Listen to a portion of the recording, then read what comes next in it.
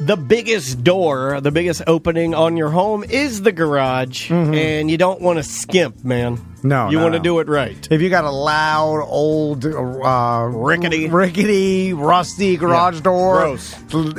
I'm telling you, me and Daniel got the silent package. I know Seth got it. Our buddy Tony got it. Your father-in-law. Yeah, my father. Well, he got a full, brand new garage door. In fact, he had them back out. He got this new version where the actual unit is side-mounted. Oh, really? Yeah. Like sideways? Oh, yeah. No, just, no, that's a fancy one. Yeah, you got the fancy. But I'm just saying, Precision Garage Door, it's all they do. Yeah. They will come in a van or a truck that is branded. You will have confidence. They're technicians. Yeah, super fast, super quick. I had an instance last week where my garage door opener was opening a brand new garage door in the neighborhood. Oh, really? They came to my house same day. In 1 hour, she diagnosed the problem. Do you want to know what happened? What? It was a fluke. He had been programming his garage door as I was leaving to get coffee, and when I pressed the button, he was actually programming really? it, and that's what happened. And the lady from Precision diagnosed the problem and fixed both our garage doors. It didn't even charge the guy. Here's the number to call, 407-710-BDMS. That's BDMS. All you have to do is call that number. They know it came from us. You get 5% off a brand new door if you want a brand new door. Also, get the silent package, Wi-Fi. You can control the door with your phone. Oh, easy. Yeah. Peace of mind, man. It's Precision Door of Central Florida.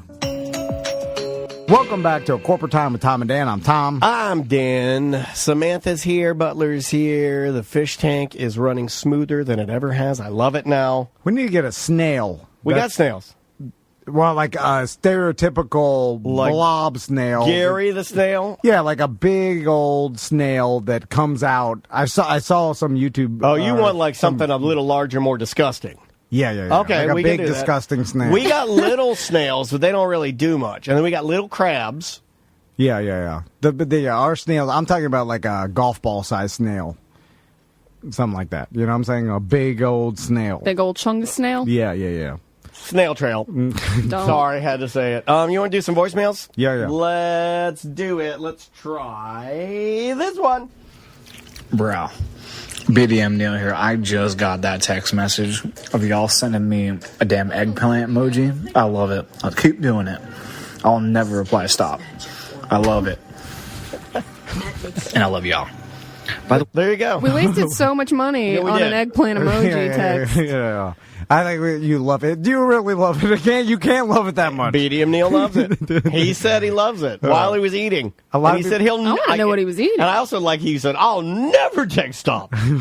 Well, we'll test that. I bet I can get you to text stop. We'll just Is that the goal? Yeah. To make everybody finally stop. They'd be like, I can't take it anymore. That's funny. Sign up for our texting service. It's like the show on YouTube, Hot Ones. Can you take it? Is that what we're doing? Okay, I like that. We have a texting service to promote our show that it is so graphic that we dare you to actually subscribe. Yeah. That's brilliant.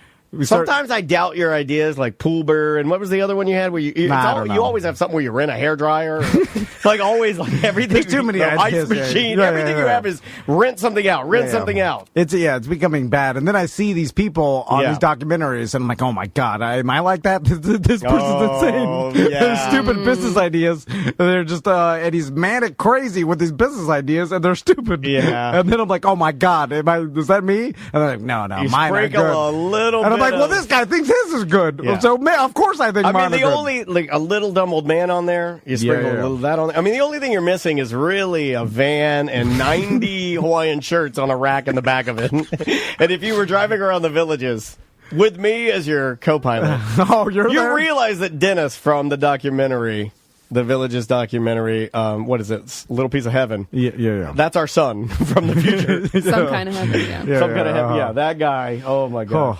Let's try this one. What's up, guys? President and CEO of GameStop here. I threw all my money into it. The one thing I wanted to add to the conversation you guys were talking about is that the people who shorted these stocks. Is this still news? It seemed like the this news all now. went away. How many people are losing? Have lost like their savings and have been screwed. So what I was saying, it was true. Is that this is dumb and it was. Well, it wouldn't have been Except, why would you they've even changed the rules now? Of course they did. But Why wouldn't they? And then also it's what made you think they were not going to? If you start investing into a business that is not thriving, eventually you're going to get the bad end of it, especially all the people at the end that threw in a bunch of money now are you stuck. had to get in early, get out early. Yeah. And anyway, so is he just talking about the other shorting and stuff? He goes into it. It's all over the place. Like now it's a thing, and now it's just jumping all over the place. And then it seems to, just like everything on the internet, is dissipated out to a million different things. And there's all the different cryptos that it's just everywhere. You know what I'm saying? Like it burned hot, like everything on the internet, and then dissipated it into the world. I'm sure there'll be another one. Yeah. It's just like, I don't know. It rubbed me the wrong way, the whole thing. I'm just like, all of it. Both sides. It was just like, I don't like any of this. This is stupid. Well, yeah. Hey, jerkwads. BDM Manny here. Wait. If you had an option on what to be wearing or not be wearing on your feet when you expire, what choices would they be? I'll listen and hang up. That might be the weirdest Gargling question. gargantuan teats. Deuces. Wait, what? He said gargling, gargling, gargantuous teats. Oh. Which you can say. Okay. But he was, he's just... So when you die or when you're buried? Yeah, when you die when you're being buried. Okay. What do you want on your feet? That is bizarre. That is bizarre. I mean, does he mean like anything, like bologna sandwiches, baguettes, also it's paper bags? It's always weird that people care about that kind of thing. I guess if you have like an open casket funeral, then I didn't ask. People even look at your feet. I didn't ask what my mom or my dad were cremated in. I don't think anything. Yeah, I think when you're cremated, there's no clothes. They don't put clothes in there? I don't think so. I think there's the autopsy and then... it's a... Yeah. Well, Mom wanted... I'm pretty sure Mom would have wanted to be buried in her Jinkos. And Dad was more of he'd like to wear a judge's robe. Not a judge, but he just liked the freedom of it. Yeah. You want to, like, anything to be remembered, right? Like, just so someone to be like, oh, yeah, remember... he had bologna sandwiches. Something like that. Mr. Bologna feet. I'm trying to answer your dumb question, sir. But it's not a dumb question. Yeah. Have some fun for once in your life. How are you ever going to make it to the Villages? Well, the answer is you want something ridiculous, that anything non-rememberable I got yours. Is not good, right? Bass flip-flops. Boom. Tom Van. What do you mean bass? The ones that look like fish. The mouth goes over your foot. Yeah, you put your foot in the mouth. Yeah, that's perfect for you. I don't even like bass. In fact, I hate bass. Okay, how about flounder then? Or Mount Mai? No. Maui. Sailfish. I would like to have your Maui sandwich grilled with extra lemon on the side. And I'm not going to do the fries. I'm going to try the vinegar fennel slaw. Well, Tom's for sure in sandals. Yeah. I think I want Vans. Checkerboard Vans. I want my original Converse that I still have that are basically unwearable now. Well, you still have from high school? Yeah. Is that just from like 8th or 9th grade? Is that one of those weirdo things like Crystal has, like the French Witch, where you guys? That's a woman thing. Where you guys? I have nothing of. I wouldn't have my wedding ring. Sitting in my closet. I have to look every day. I go like, there it is. Like I don't. And I've gotten weird like photos on me. I cleaned my iPhone out. All the pictures of Maisie, gone. I just cleaned. I don't need it. It's just it was getting too gunky. I like things clean and fresh. All new. I like all fresh stuff.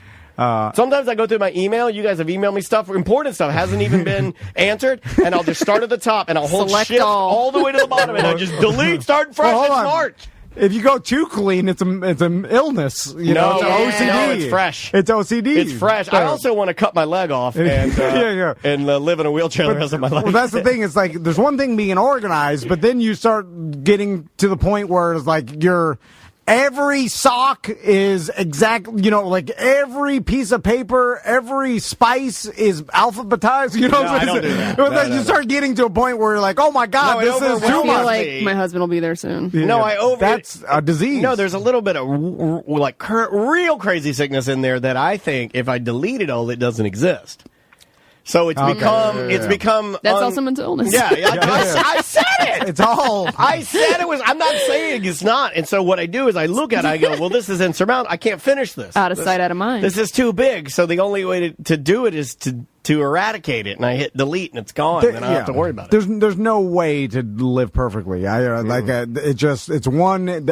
has a cost. It's like, so it's cost of time. It's like, if someone like, man, like this is unbelievably organized and everything. It's like, whoa, of course it took you a lot of time to do it. Oh no, what's happening? Don't stop. No, come on. You're going to poop your pants? Yeah, you are. That was a wet plop. Through the jeans. Through the jeans. Don't do That's that. my Kanye West song. Through the jeans. You're You're spreading your germs. That's why we have doo-doo flies. Remember that song? I was- take a nuts for breakfast and then chill for dessert. Somebody order pancakes. I just sip the scissor. Every time we do something like that, embarrassing, I imagine the Monopoly man watching. On a monitor, he's like, "What? I think I'll check in and see what my experiment with Tom and Dad is doing today." And he hits the button. And like as the next client that wants to spend a lot of money and then sees that and then says, I'm "Oh my Mr. God!" Coca-Cola.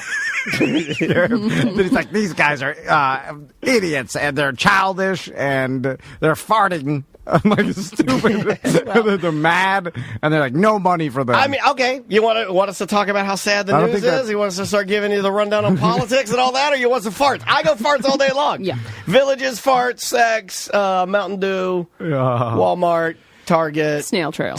Yeah, garbage. Fish. I go all of that. It's like, good. I don't know. Anyway, what's the next voicemail? Well, we got to go. Oh, do we? I think so. Oh, yeah. Right? No? All right. We do short one, long one? I don't know anymore. This is segment 3. Oh, it's segment 3? Let's do long with it. I'll keep going then. Yeah, we can do at least 5 more minutes. Okay. For the next, here's a lose-lose. Hey, gang. Jake from Tampa here, BDM. Just calling because on a recent ACT, I believe, Dan, you were... oh, no, that was me. We've already done that one. Sorry. No, that's all right. This is where Tom gets mad, and he's like, You're dropping the ball. Not out. You're dropping the ball. Hey, Tom and Dan. Well, you're not Dan dunking.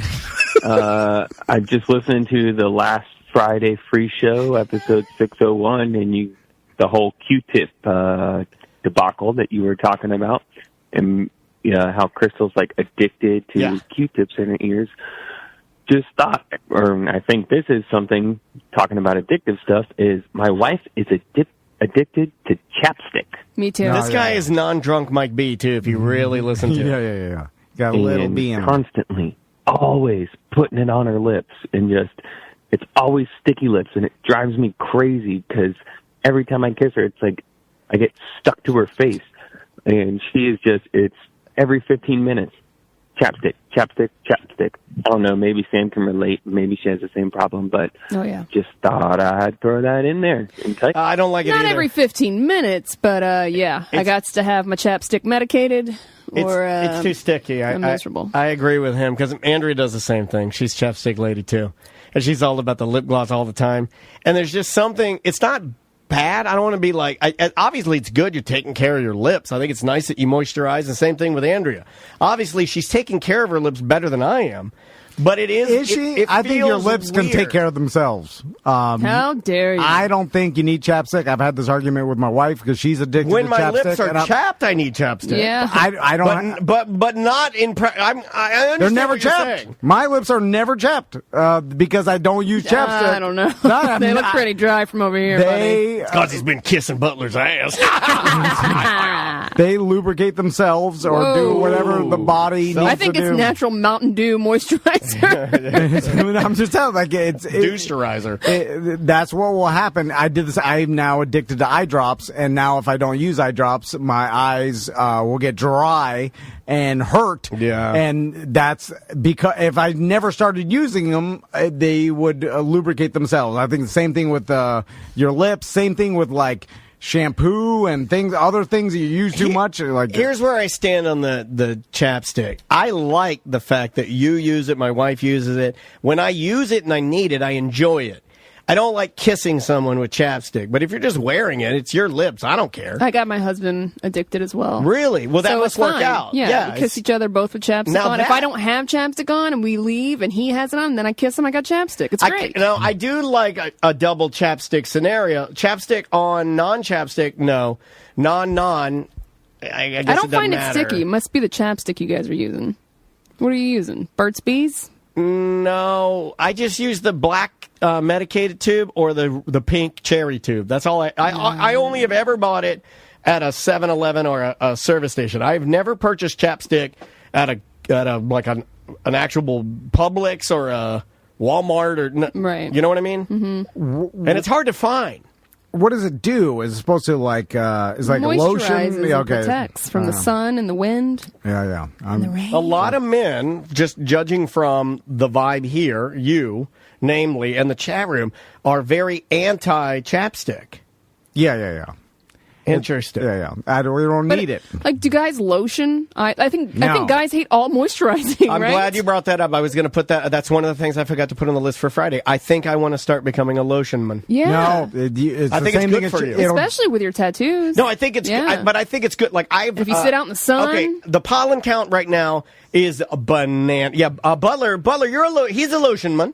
Yeah. He's lotion crazy. Now I want to The become a skin- lotionman because my allergies are so bad with this pollen count that my skin is dry and I'm getting like places on this thigh right here. I can't show you guys. I'd have to take my underwear off. Ew. But it's like I've got some Dry skin? itchy spots. Yeah. Yeah, like I get itchy spots from the pollen, and so does Maisie. Ew, Mr. Flicks. Yeah. So Mr. Flakes needs some. So Mr. Flakes needs some lotion. Yeah, your body will heal that. It's not healing. No. It's getting It will. worse. It's not. If you start, And as you get older, your skin gets drier, and then it gets Yes. all loose, dry skin. Oh, I bet you got loose bulldog. no, if you start lotioning and you'll become addicted to it, and your body will expect it, and it'll stop creating its natural oils. What should I use?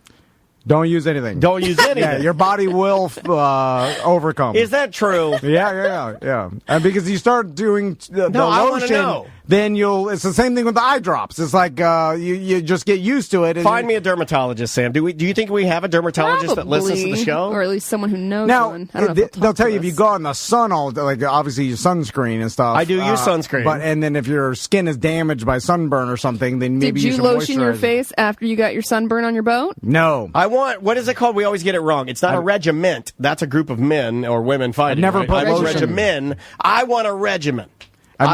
After my shower, when I'm done working out, I want to, because every night I do my, in the Yeah, you got to afternoons, do it like SBK. As soon as you get out of the Yes. shower, you lotion, you let it dry, then you get clothed. I need to talk to some of our ashier listeners but to yeah, get the 411 on this. But some people have like an ashy skin problem and then have I'm to telling lotion, you, I itch. know. Yeah, you got that dry skin. I think it's some dry Yeah. skin. So what I'll do is work No. out, shower, then skincare regimen.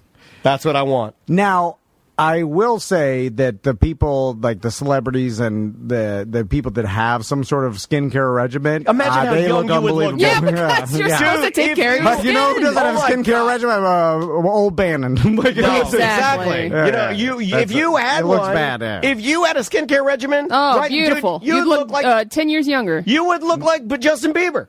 No, too late for me. No, it's not. You can stop it now. No, I think you can repair Otherwise, the- you're going straight Bannon. I think you can repair the damage if you edged up your gray burns, just took them a centimeter higher, and moisturized for 1 week, you'd look younger. Yeah. But it's too much work. Yeah, that's true. For him, he can't. What do you got to do? For something that I don't care about, Correct. which is vanity. Which is weird. You don't want to look good for your wife? No, I already me to do. do. I already do. I okay. look good enough right now. enough. Yeah. She says she Yeah. throws compliments around like Yeah. crazy. Yeah, I tell I my lost- wife, I go, Crystal gives him compliments about looking like a stud. All you ever say is, you're driving me crazy, or why do you act like this, or I can't take this anymore. Well, I gotta look like a stud first. Wow. I deserve that. Mr. Flakes. I know. I deserve that. I deserve that. I deserve everything I'm getting. Look, I give it to him all the time. He throws out one, I can't take any more Mr. Flakes, and it's fine. I deserve it. Hard to get wet when you look at a flake.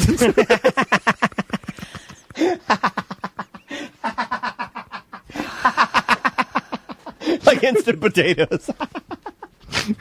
add water to the flakes. I'm sorry. I said that. She looks at me, Great Lakes. She looks at you, Mr. Flakes. I'm just effing around. That's it. Let's get out of here. No, I want to do another one. Okay, fine. I'm not going to let you do that. Try this one. Hey guys, BDM James from Jacksonville here. I was wondering, I had maybe possibly a grifting idea for Tom, wanted to get his thoughts on it. With all these movies being released on HBO Max and other streaming platforms, do you think there could possibly be a resurgence in VHS or VCRs so that people could record them if they buy them and then sell them to their friends? No. What do you think? Give me your thoughts. Thanks. This guy thinks he has the idea of all ideas. Back to bootlegs? Back to bootlegs. I don't even understand what's the correlation between the movies getting released in HBO Max and some sort of because people don't want to pay for the streaming service or the rental fee. Yeah. So he's saying people that do have that streaming service, are they going to buy a VCR, buy VHS tapes, record it from their TV, and sell it to their friends? Couldn't you just give your friend your password? Right. Like, that's what everybody's been doing. That, and then I think he wants to solve the stealing a freestanding copy, which you would do digitally, right? You wouldn't do any of that on tape. You would get a screen grabbing program. You'd screen grab the movie, compress it to a way that it could be sent as a file. But I do like the fact that he's using everything sort of analog. I like the idea of taking a VCR, taping something in HD, and then I like dumbing that. it down. I think, and then putting it in like an envelope and sending it to your buddy so he can watch like what's the one. Divergent series or sure, yeah. Yeah, like I think it's funny that you would do that. It's like there used to be, I don't know, I think I can say this. There used to be somebody I know worked with that they would find articles on the internet that they thought were interesting for my wife, and they would print out the articles from the website, let's say Google News, and then scan the article back into their computer to send to my wife. That's craziness. Yeah. Well, it just depends on it. Well, is it, or does it just depend on your knowledge of technology? Well, if you knew you could save yourself steps, maybe you do it, or maybe you just don't know. I just figured you email the link, or like it just seems like the sharing peer-to-peer of entertainment or art or whatever you want to call it. Like torrent sites. It just seems it's being rendered obsolete by the fact that everybody can get these services for somewhat of a reasonable price per month. Yeah. And that was their way to combat torrent sites, right? Is to make streaming affordable. Yeah, because like HBO Max, what is it, $10 a month? So it seems like, all right, even if you're on a fixed budget and you're like, I don't have $10 a month, all the work it takes you to mail DVDs or VHS back and forth.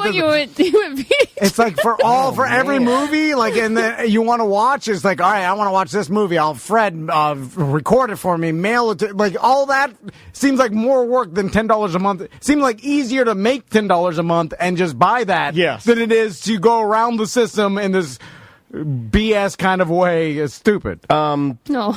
Tactical Hat said this, and I didn't know this, but he said Sony PlayStation has software that will monitor video stream for certain embedded audio signals and then make it known as a RIP and then disable the video.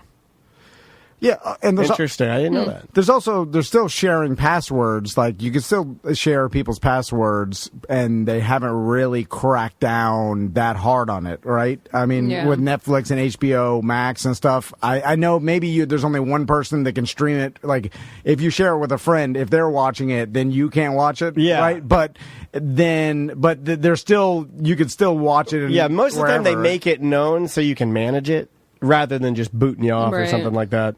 Yeah. You know? And then some of them have even taken the almost an honor system approach because it's less I think sometimes it can be better for your brand image to be like, yeah, we get it. We know a few. We're the cool guys. You know, like Netflix, that's how Yeah. they did their business. They knew everybody was sharing all passwords, and what happened is they got everybody into it, and then they slowly started making it Then you difficult. just slowly pull it back. And then people, once someone was into Netflix and consuming it regularly, then they're like, oh, whatever, I'll just get my own password. And I think that's what happened. But their business model was get everybody addicted to it, and then go from there. You want to do another one? No, well, let's go so Yeah, we have we enough should probably time. wrap So we'll be right back with more Corporate Time.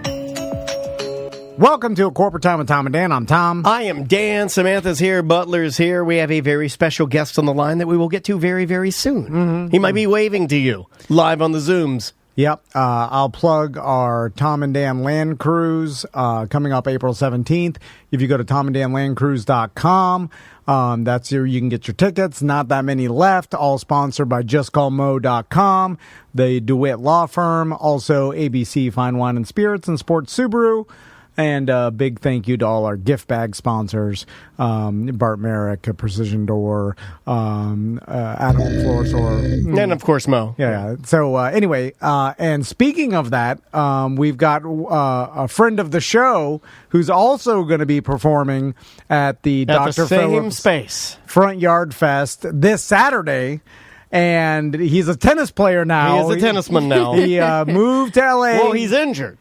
I believe, he took time out of recovering from, he's doing, isolation. It's the isolation. Elevation. Compression. Yeah. We know it. And he's chilling out and at his home, ladies and gentlemen, comedian Akeem Woods. What's up, man?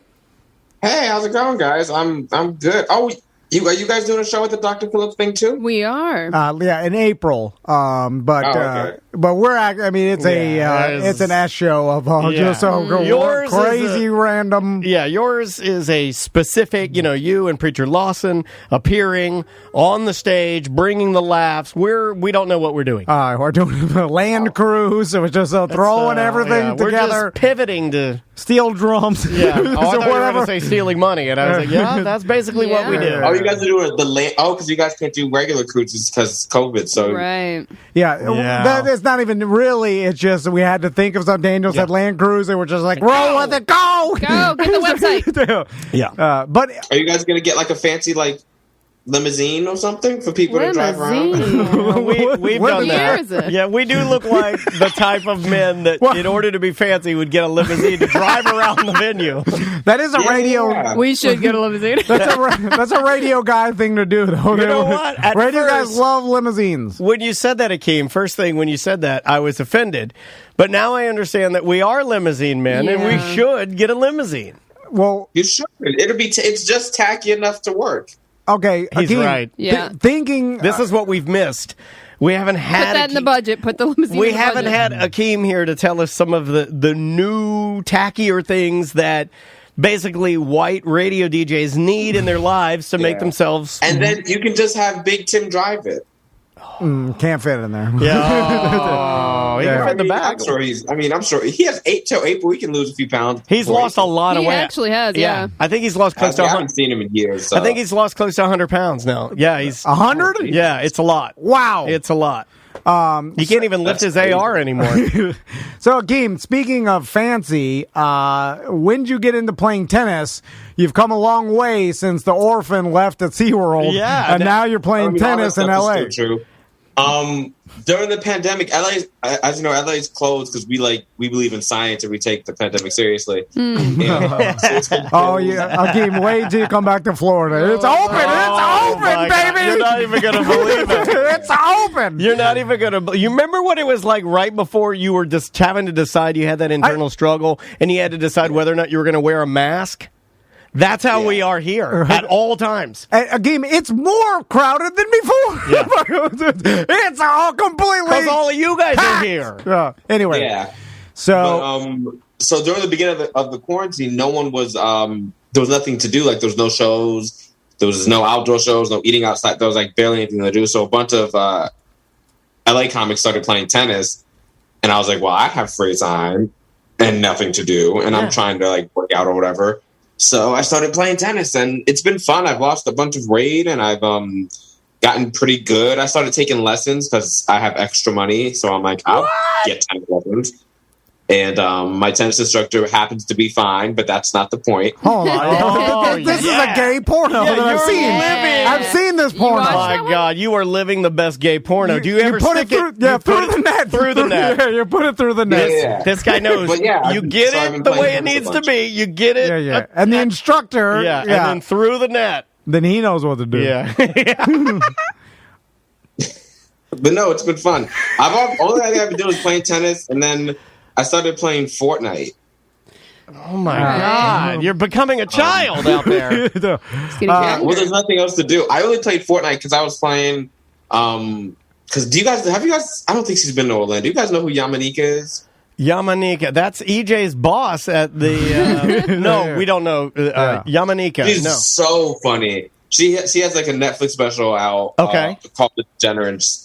She's very, very funny. Anyway, she's a New York comic, and she plays Fortnite, and she got me into it. So now I play all the time. But normally we were just playing together, and she would just yell at me a bunch because I was terrible. And then I'm like, oh, this is actually kind of fun. So now I play it by myself. It's cool. It seems like you found a lot of things that you normally wouldn't have been doing. Like before, when I would talk to you and you were local, I almost want to think that maybe you were in a shell a little bit. And now, I mean, hearing that you're playing tennis and playing Fortnite, that sounds like a very, dare I say, positive Akeem Woods. Well, that's just because I can't do stand-up right now. As soon as stand-up comes back, I'm going to quit these hobbies immediately. Gotcha. Perfect. Yeah. That's so. Everybody like. Comedy gets back up and running, I'm going to throw away my tennis racket. You know what? You bring up a good point. It's because I bet there's a lot of people that are, and especially in Florida, we've already quit our quarantine hobbies a while ago because we're open, baby. Yeah, I mean, if you want extra masks, we got all of them because we don't use them. But I bet you there's a lot of people that picked up hobbies during when everything slowed down. You did. Did you tell Akeem that you became a plantman? Oh yeah, I picked up plants and. Are they dead? No, he's really good at it, actually. Well, the problem is now I've got so many of these plants that I potted. Why don't you give him a fiddly fig? Oh, you want some plants? Oh, yeah. I don't want them to keep, but I want one to have, and then I'll get rid of it. I'm going to be in Tampa, so I'll put it in my hotel room. All right. Just leave it there. We specialize in Tampa hotel plants. Yeah. So Akeem, now obviously you're going to be at the Dr. Phillips Front Yard Fest this Saturday with Preacher Lawson, and get your tickets if you can find them. So, have you been traveling out of California? Obviously, because we've been talking. This is a theme that every time we talk to a comedian that's playing in Florida, because most of them live in California, we make the joke that everything's open here. It's so different because we're open. Yeah, but it's so different the life that people in California are living and then Florida, and so have you been traveling out of the state to perform? In October, I did 2 weekends with Godfrey. We did Minneapolis and then we did St. Louis, and it was fun. Like everything was social distancing. Everyone was like the maximum capacity. I think it was like 150. The room seats 300. All the shows were fun. People were really supportive. People love to see comedy. And Godfrey's great. I mean, I've been opening for him for a while. Yeah. So those shows are fun, but that's the last time I've been on an actual stage was October, was St. Louis. I think like the last week of October we did St. Louis, and that was the last time I was on like an actual stage. I've done a bunch of Zoom stuff, but. So, have you heard of other places because I'm sure you saw Dr. Phillips set up and how they're doing it with the little box. Everybody gets their own individual box and your own little box with seats, and you get a waitress and a QR code. I haven't even seen it. It was so last minute that I got put on the show because I'm going to be in Tampa at the Tampa Improv with Godfrey the 19th to the 21st. And then I was randomly talking to Preacher. We talk all the time. So I was randomly talking to him. He's like, oh, I'm doing a birthday show in Orlando. And I'm like, oh, I'm going to be in Tampa the week after. He's like, oh. I'm like, okay, I'll just change he's like, well, change your flight. So I changed my flight. It was like $30. Shout out to Delta. And so I changed my flight, and he was like, okay, we'll just change your flight, and then you can just hop on my show. I'm like, all right, cool. So it was literally like super last minute. So I haven't seen any of the information about it. I also like hearing you and knowing that, like, okay, you're doing a lot of things that I would have never thought you would do. The tennis thing is new. Upgrading your ticket and just saying it's only $30. These are new words for Akeem. Yeah. I forgot. I'm working on a TV show with BET. What? So I have extra money. Oh, you got some money? Yeah, so this That's guy, I'm amazing. just saying, congrats, man. It really jazzes. Thanks, man. It makes me so excited and super happy to not only see you like succeed, but like to hear you naturally fall into the same things that Tom and I do, where you succeed a little bit and then you immediately live beyond your means, and you're like, change the seat, $30, Yeah, buy who cares? everything, Yeah. buy it all the tennis rackets. Yeah. I'm just Yeah, happy. that's where I started taking tennis lessons. I've been paying this hot dude to teach me how to play tennis. I'm stoked for you, man. Congratulations. And can you, obviously, I'm going to guess you can't tell us much about the TV deal? No, it's a clip show, and I can't tell you anything Cool. else on air. Cool. But off air, I can tell you a bunch. Cool. Gotcha. That's enough. Hey, good So, luck with it, man. Akeem, out there in LA with obviously the pandemic and everybody trying to figure out how to keep their business going, even in the entertainment industry and production companies trying to figure out, is like how much has work dried up for everybody, like actors, like the entire industry. Is everybody having the same problem, or Yeah. Okay. So the beginning of the quarantine, it was like a ghost town here. Because if you think about it, as far as like traffic and like driving, because if you think about it, mostly everyone in LA is in the entertainment industry, and if they're not, they're in the food service industry or customer service industry. And with everything closed, like Disney, restaurants, waiters, bartenders, strippers, all that stuff closed. Hit 'em like the double. first like few months, it was like you can get anywhere in LA in like 10 minutes because there was virtually no traffic. Like I live in South Central, and it normally takes me like 35 to 45 minutes to get to Santa Monica, because that's where I used to do Postmates at. I used to do Postmates in Santa Monica. Right. But like during the beginning of the quarantine, I can get to Santa Monica in like 10 or 15 minutes because there was like virtually nobody on the highway. My God. Because everything was closed and it was just like there was no one going anywhere. Like there was no traffic or anything, which is pretty dope, to be honest. But I think things are slowly starting to pick up. Like people, like we're doing outside dining now, and we've been doing some outside shows, and like there's some shows that are still in production, but like just the shows with a lot of money who can afford to be in production. Yeah. But yeah, it's definitely dried up. Are you guys dealing I with lucked out that I landed this gig? So Yeah. Are you guys dealing with the new secondary pandemic? We're already halfway through that one and almost on the third. We're so far beyond where anyone else, like Florida, like Tom says, we're open, baby. I mean, we're already in the new pandemic. yeah, Texas is more open than you guys, I think. Yeah, Texas, they We'll got get 'em, guns, though. lots of guns, though. We got swords, though. I made this claim. We got samurai I swords. said this last year. If Texas got the guns, we got the samurai swords. Yeah. But fun fact, Texas is also like 48th in education. So who needs that? Whatever. You can't shoot I'm just saying, it makes sense that they're open so early. You're right. Good for you, dude. Thank you. Akeem, so No, besides... this is rich tennis playing Akeem now. Yeah.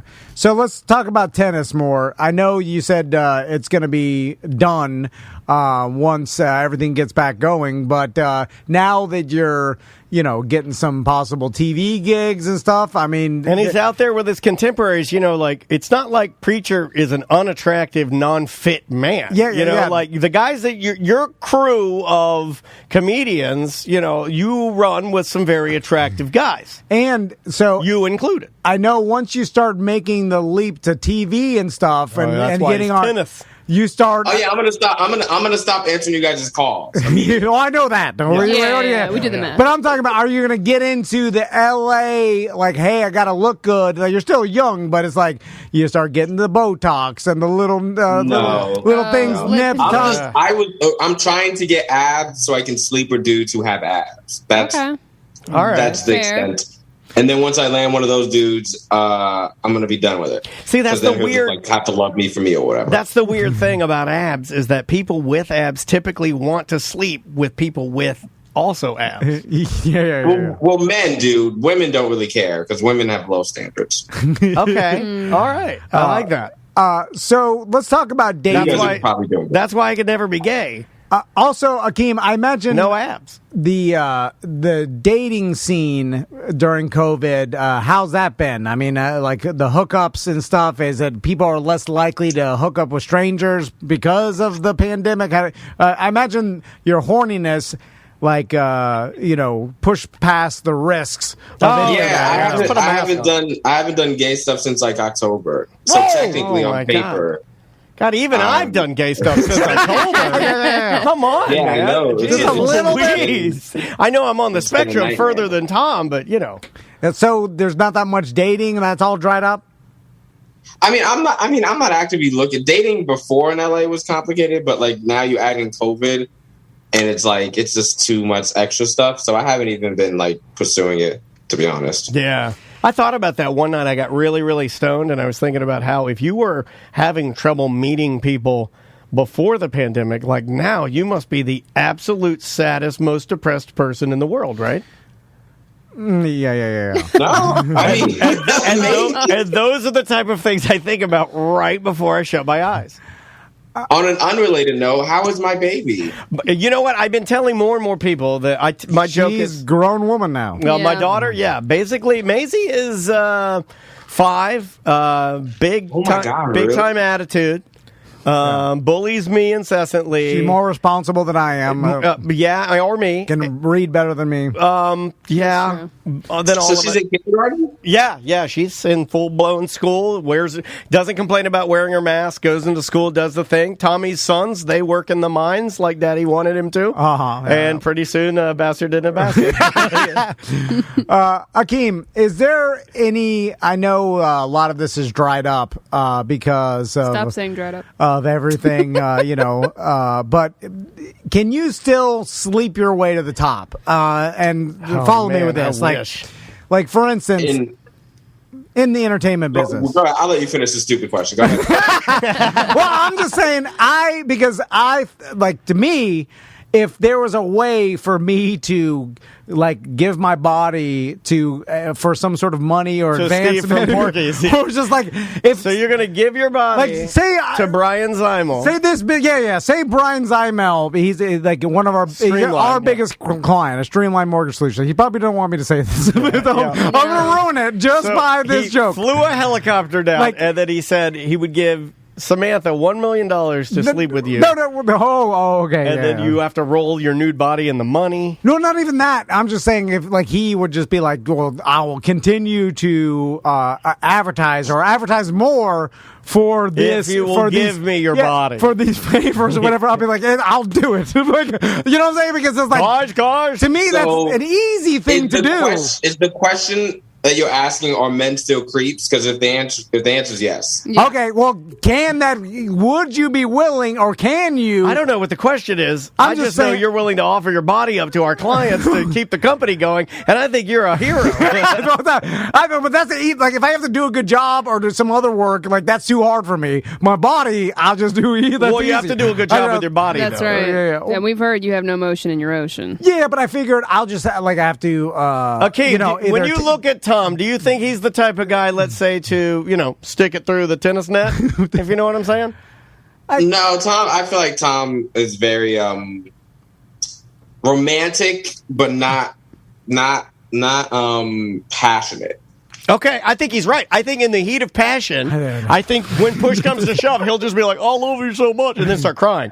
Yeah, I can see that. Yeah, instead of what she wants, which is just a good burning pump.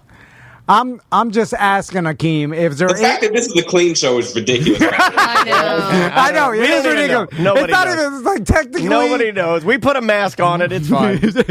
And then it's like, what we talk about is worse than the GD unclean if show. you let me say the words, I'll clean up the show. It's like all we're doing is just not saying 5 or 6 different words. Yeah. But we're saying 40 other words. But what we're saying is worse. The content is worse. Who cares about the words? Anyway. So, Akeem, you're saying you can't just sleep your way to the top like you used to be able to? I didn't say. All things are possible. Sure you can. I just don't know these people that you're supposed to be sleeping with. I don't have a list of dudes in power that you can just and then you have a Netflix special. No, that'll have to be edited. Akeem, let's just say no, it's fine. That's fine. Let's just say you have the stereotypical calendar edition, and then the guy you walk in, there's the black couch there, and you're up for a part. You want this commercial? It's going to pay you a good amount of money, but the creepo producer or whatever, casting agent, wants some sort of favors. All I'm saying, if it was me, I'd be like, well, that's a small price to pay for that. I will do it if it means I'm going to advance my career. Like, in some weird way, I feel like... I don't know if there's any more Weinsteins out there. Weinstein? Right? Weinstein. For some reason, I feel like afterwards you're going to send like a strange text message to Akeem to like apologize or something. Are you propositioning him in some way? Or? No. Well, I mean, I'm just saying if it does that exist, and then has Akeem ever been like propositioned? No one's ever propositioned me to further my career. 'Cause if they did, my career would be further. I knew it. Yes, all right. So you're just like us.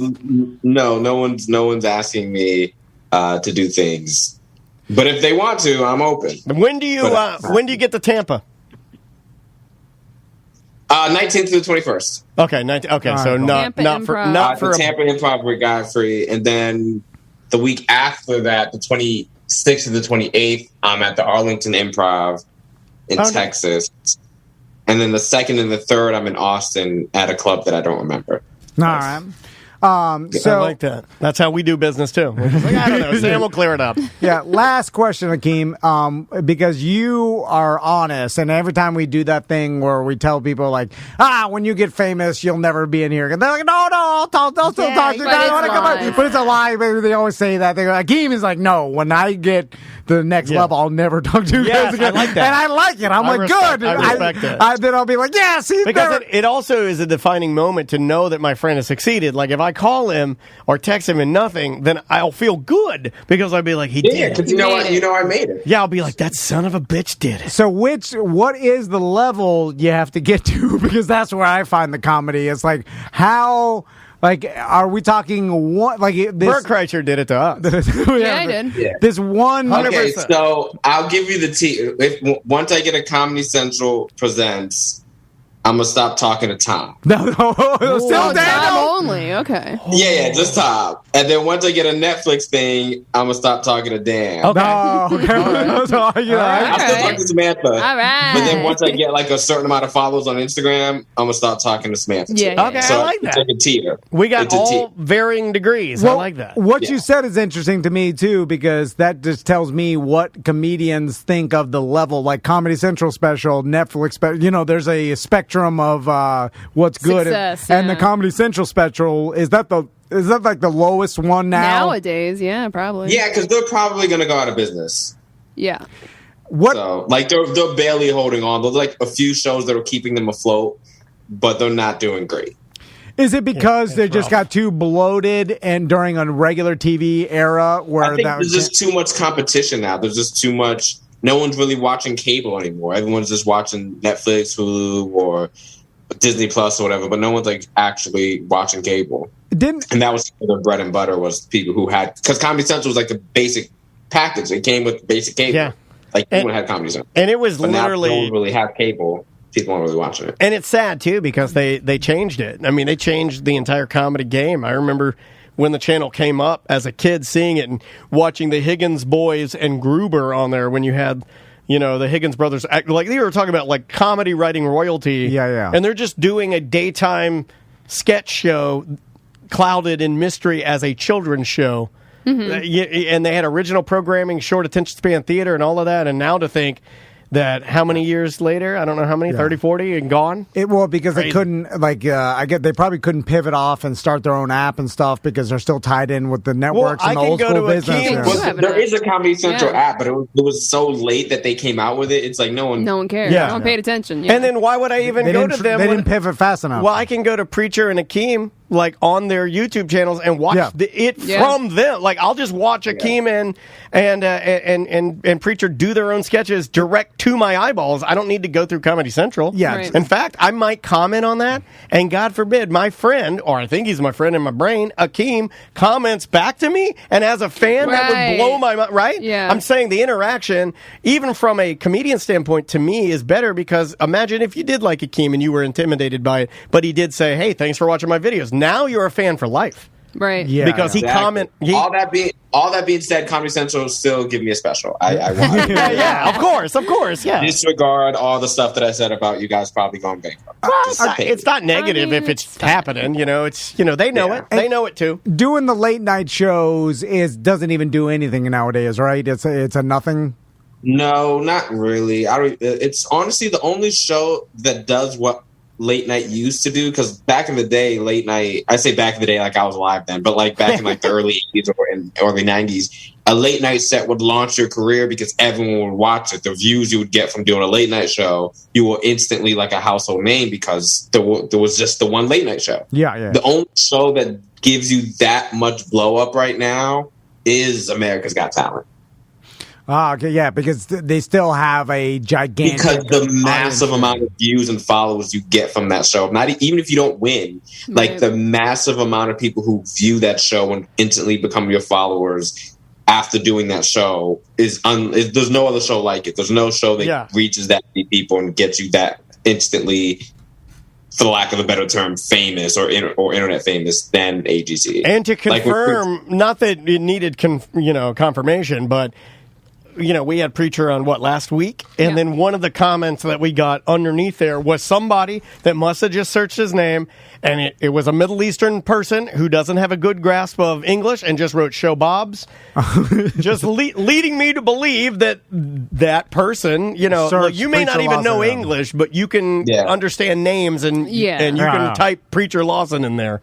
Very, very odd slice of popularity that he has, man. But hey, thank you so much for being on the show, man. We miss you, and we could not be more jazzed about your success, man. Thanks, man. Hopefully I can see you guys when I'm in town. I hope so, yeah. But, with COVID and everything, and with children, we got kids in school. So Tom and I, unfortunately, have to be a little bit more careful with the things that we do because these kids are disgusting. That's true. I'll come by the office and just wave from outside. That's fine. You can come inside. It's no big deal. We're open, baby. All right, Akeem. We'll talk to you hopefully again soon. Yeah, definitely. And and follow me on Instagram and all that stuff, and come out to one of my shows in Tampa or Texas or Orlando if you're in any of those cities. Love it. Take care, man. We'll talk to you soon. Bye, guys. Cheers. Thanks for having me. No, anytime, man. That is our friend Akeem Woods, live from L.A. in his living room. That's a 180 on that guy. He got money now. Well, money does bring happiness. Changes people. He's never been that calm. He was just relaxed. Yeah. It's good to see him not. I don't know where I'm going to sleep tonight, or my car, this or that. Yeah, it's good that he's calm. I don't think I've ever I want to seen... talk to him about his BET show. I want to talk to him about this tennis instructor. Yeah, me too. I kind of want to watch that. Life of a stand-up comedian, man. That's a rough go. That's a lot of grind until you make it. Yeah. Right. It's that's hard. I don't know any other. I guess actor is kind of like that, Musician. but even actor, now you have the chat room screaming, "We're open, baby." We're an actor. I guess musicians the same way. But I feel like there's a lot more gigs for a musician, even if you fall into getting steady work at bars or restaurants or whatever. We know a lot of working musicians. A gig and musician, yeah, and they're making pretty good. You can work your relationship up with that bar to make $500 a night or something. You know what I'm saying? And you're making a decent living. But with the stand up, there's a lot of work for zero, and then all of a sudden you break into the next echelon, and then you're barely making a living doing it. And then most people just get stuck there. I think for music, you'd be able to weasel your way in a little quicker to getting a paid gig. At least I did with bands, when I was either drumming or being a lead singer in a band. I guess that's hard. We wouldn't get a lot of money, but it was easier. It wasn't as bad as going to open mics. Eventually we'd get one little gig at a pizza place, and maybe I'd get $20 for the night. But I know that's more than some of my comedian buddies. Yeah, that will go and do it for nothing or $5 or maybe even $3 worth of gas. They're like, hey, all I can give you is $3 so you can replenish how much it costs you to get here. Yeah. But as a young boy playing drums, I know I was getting at least $50, 20 to 50. just playing at some, like, we probably only got $100 in a bar tab. Yeah, and like honestly, the cliche is I hate cliches when it's like, oh, if you never don't stop trying, or never give up. Oh, you the never one give about up. like if you quit or if you don't quit, you eliminate 90% of your competition. Those it's I hate those, I know but you do. all the people that just kept going, like they eventually see something. You know what I'm saying? Like, do so, they, or are they See just something, too say stupid something. to stop? Well, I mean, Because there are the people that are too stupid to stop, and then they luck out on something like Mike Lindell from My Pillow. I feel like yeah, I mean, I don't sometimes, feel like that Right. guy is a genius. Yeah. I'm sorry. well, sometimes you do luck out, but you never have lucked out if you then hadn't kept going. You know, it's like that never ending. Eventually, it'll get you somewhere. No, That's no, all I'm not saying it won't, but Yeah. you can. There are the people that won't stop because they don't have the capability to do anything else. That's true. Yeah, And I think sometimes your own intelligence of looking at something and go, why the hell am I doing this? If I continue to do this, I'm just going to waste my time. Is that true? You don't know that. Maybe it would have been better for you to continue just doing the repetition and lucked out. The problem is that you hear all the stories of, and every success story has the same old, I was about to quit, I had my lowest point, and then this. And then they always have like, so that dangles a carrot in front of a Yes, lot of people's yes. eyes. Because Yeah, because but I they're don't like- even believe those stories either. You were worse before you dug yourself out of a hole, right? You went through your bouts of depression multiple times before you hit it, right? Yes, and it probably They always say it's when they were down on their luck the worst, but I don't believe that. it's better for everybody's The story, yeah. Also, I think you want it to be that too. Also, and everybody's down on the luck before they hit success. Like, Yeah. doesn't Right. matter when. If you're like- not successful, then like, you're down on your luck. Yeah, you could have been more down on your luck 6 months prior, but you're still 6 months down on your luck after Yeah. that. So no matter what, everybody that started poor and then got rich from entertainment industry was down on the luck. Started from the bottom. Yeah. So Yeah. everybody, and then Yeah, so if the goal is opulence, then everything else is down on their luck. Right. Yes. But the problem is, we all hear those stories and we're like, "That's me. I could be that." But it's like, no, No, you can't. you can't. Everybody can't be that. No, it's winning the lottery. Yeah. Just look at the story and be like, "This can't ever happen." Just give I up. like how Kim was super positive. We had to make it negative at the end. No, we're not really making it negative, just balancing it out. Is the Yeah. way I look at it. And this may be the start for Akeem, and this may be 'Cause the highest he'll ever go. See, we don't know. We don't know. We don't. Also, we don't know. Like, I don't have a good grasp of what the rest of the nation is, how they're handling Yeah. this fake virus. Uh-huh.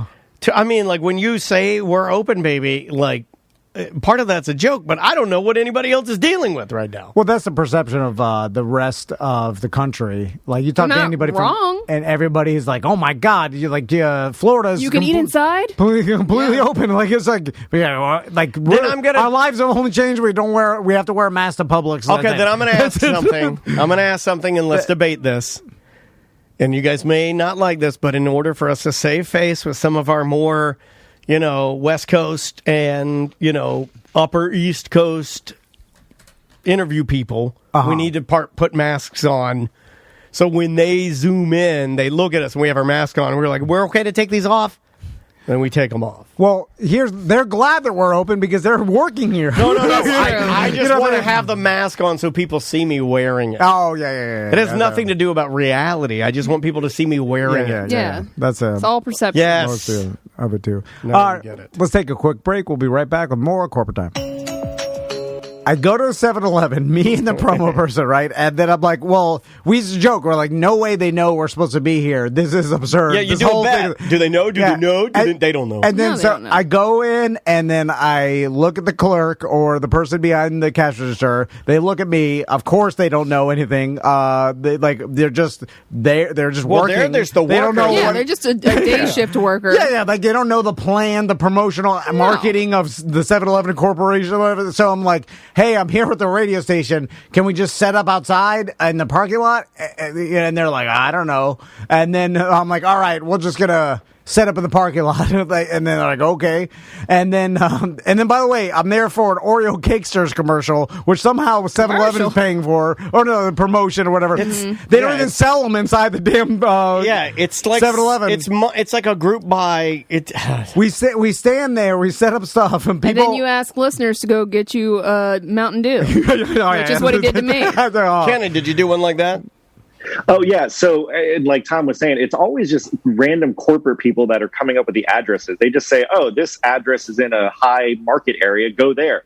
One of them that I did, and Sam will know this, it was a Hess station, but it was the Hess station at Disney, like right outside of Magic Kingdom. Yeah. Oh, I know that You one. have to drive into Disney in order to go to that gas station. Nobody wants you there, by the way. Literally, no one would show up. And then random tourists would be there, and they're like, what the hell is this?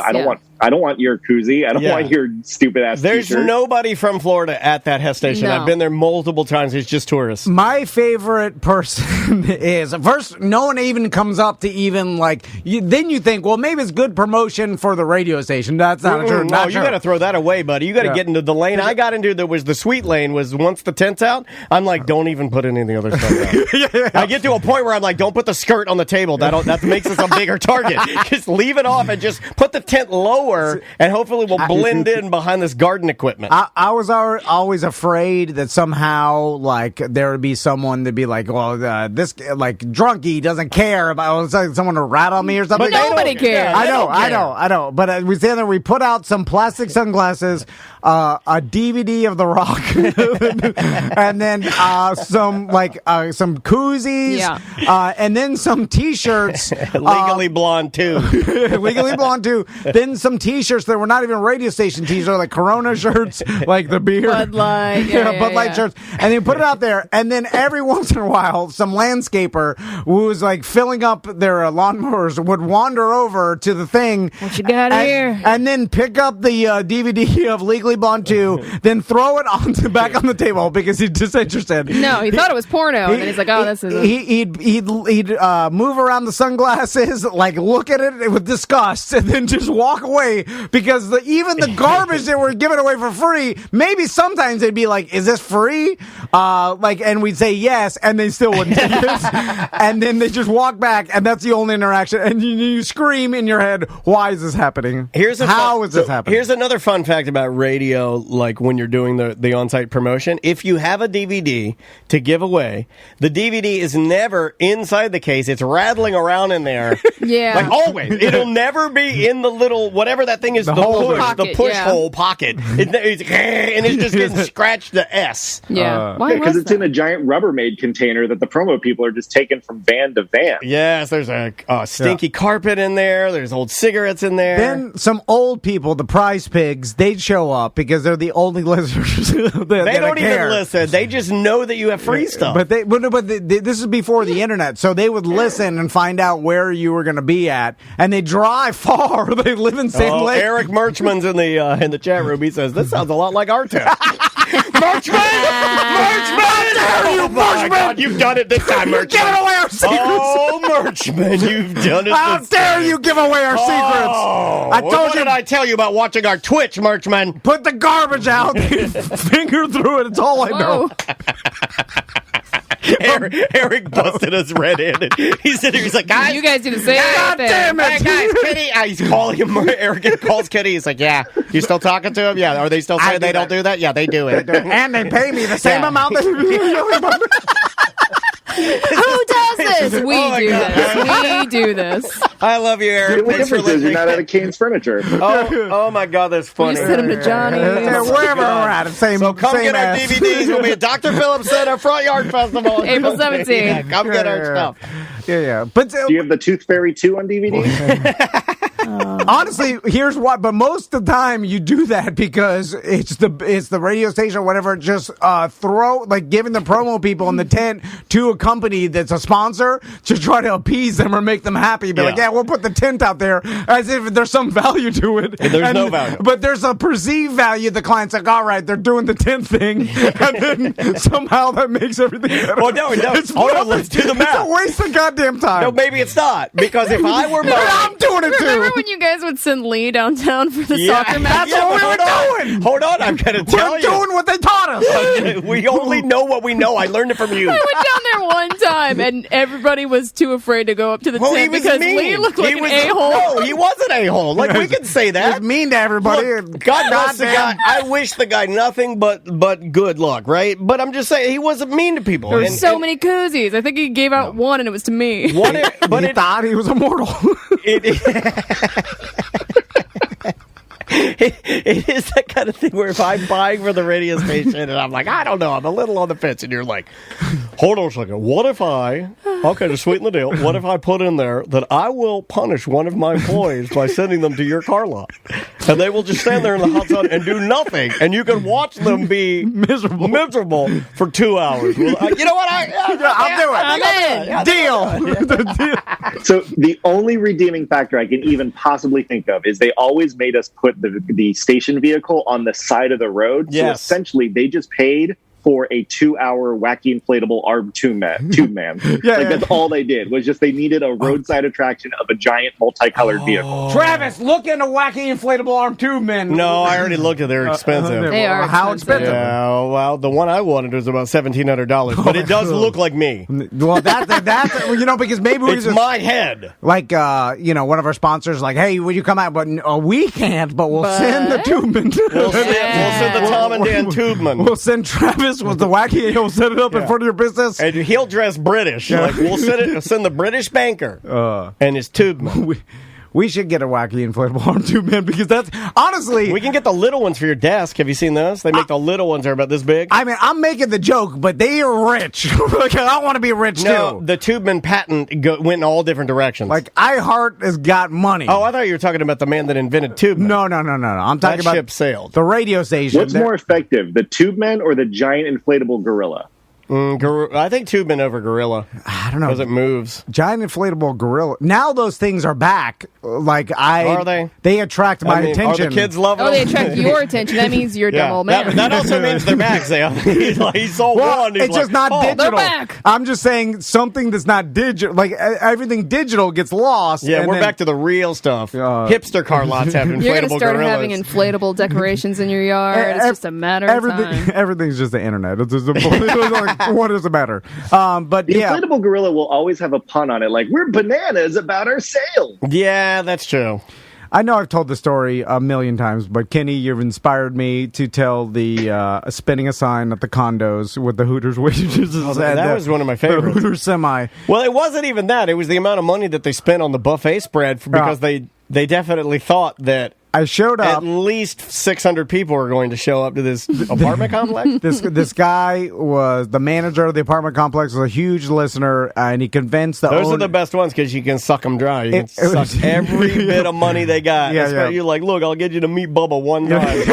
Just give me all your money, and I will ruin your life. I'll ruin your family. And he, this condo was in trouble. They were going to fail. It was the bubble. It was 2008 or He was 7. trying to get there, but construction just kept getting delayed. Yeah, things and prices are going down. Something's happening. They need one last push. The manager said, "I know. Throw it all at them. We'll send Drunky. That'll get people to come here and buy What's condos." better than Drunky and the Hooters Race Team 18-wheeler?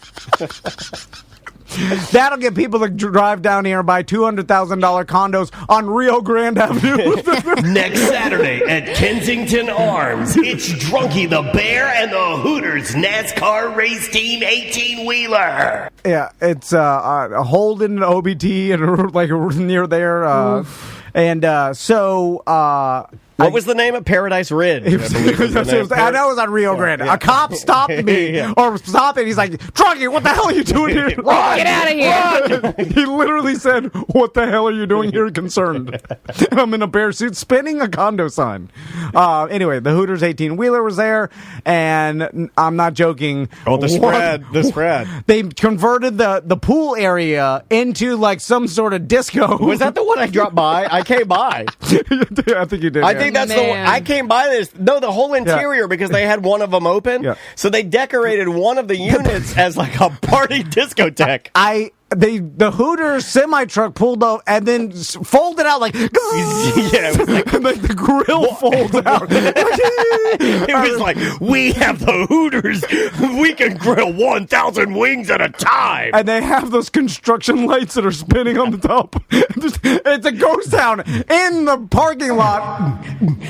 Yeah. And then there's Hooters waitresses that are like catering it with dressed like but Hooters they have no waitresses. one to serve the wings to. So they're just walking around with thousands of wings. No, some of the this attracted the attention of some of the like the Walkers people. by? No, the people who already live there. Yeah. But they live in the older units. It was during a weekday during the day. Like, so it's not like this was a Saturday like during the week. It's like a weekday at like 3 p.m. Like, so who's just anyway. Kenny, the way you're smiling and with that shirt on, you look like the manager of a Cheddar's. And then the guy panicked. He said he was like he needs some people in there. He asked the Hooters waitress to spin the sign. She declined.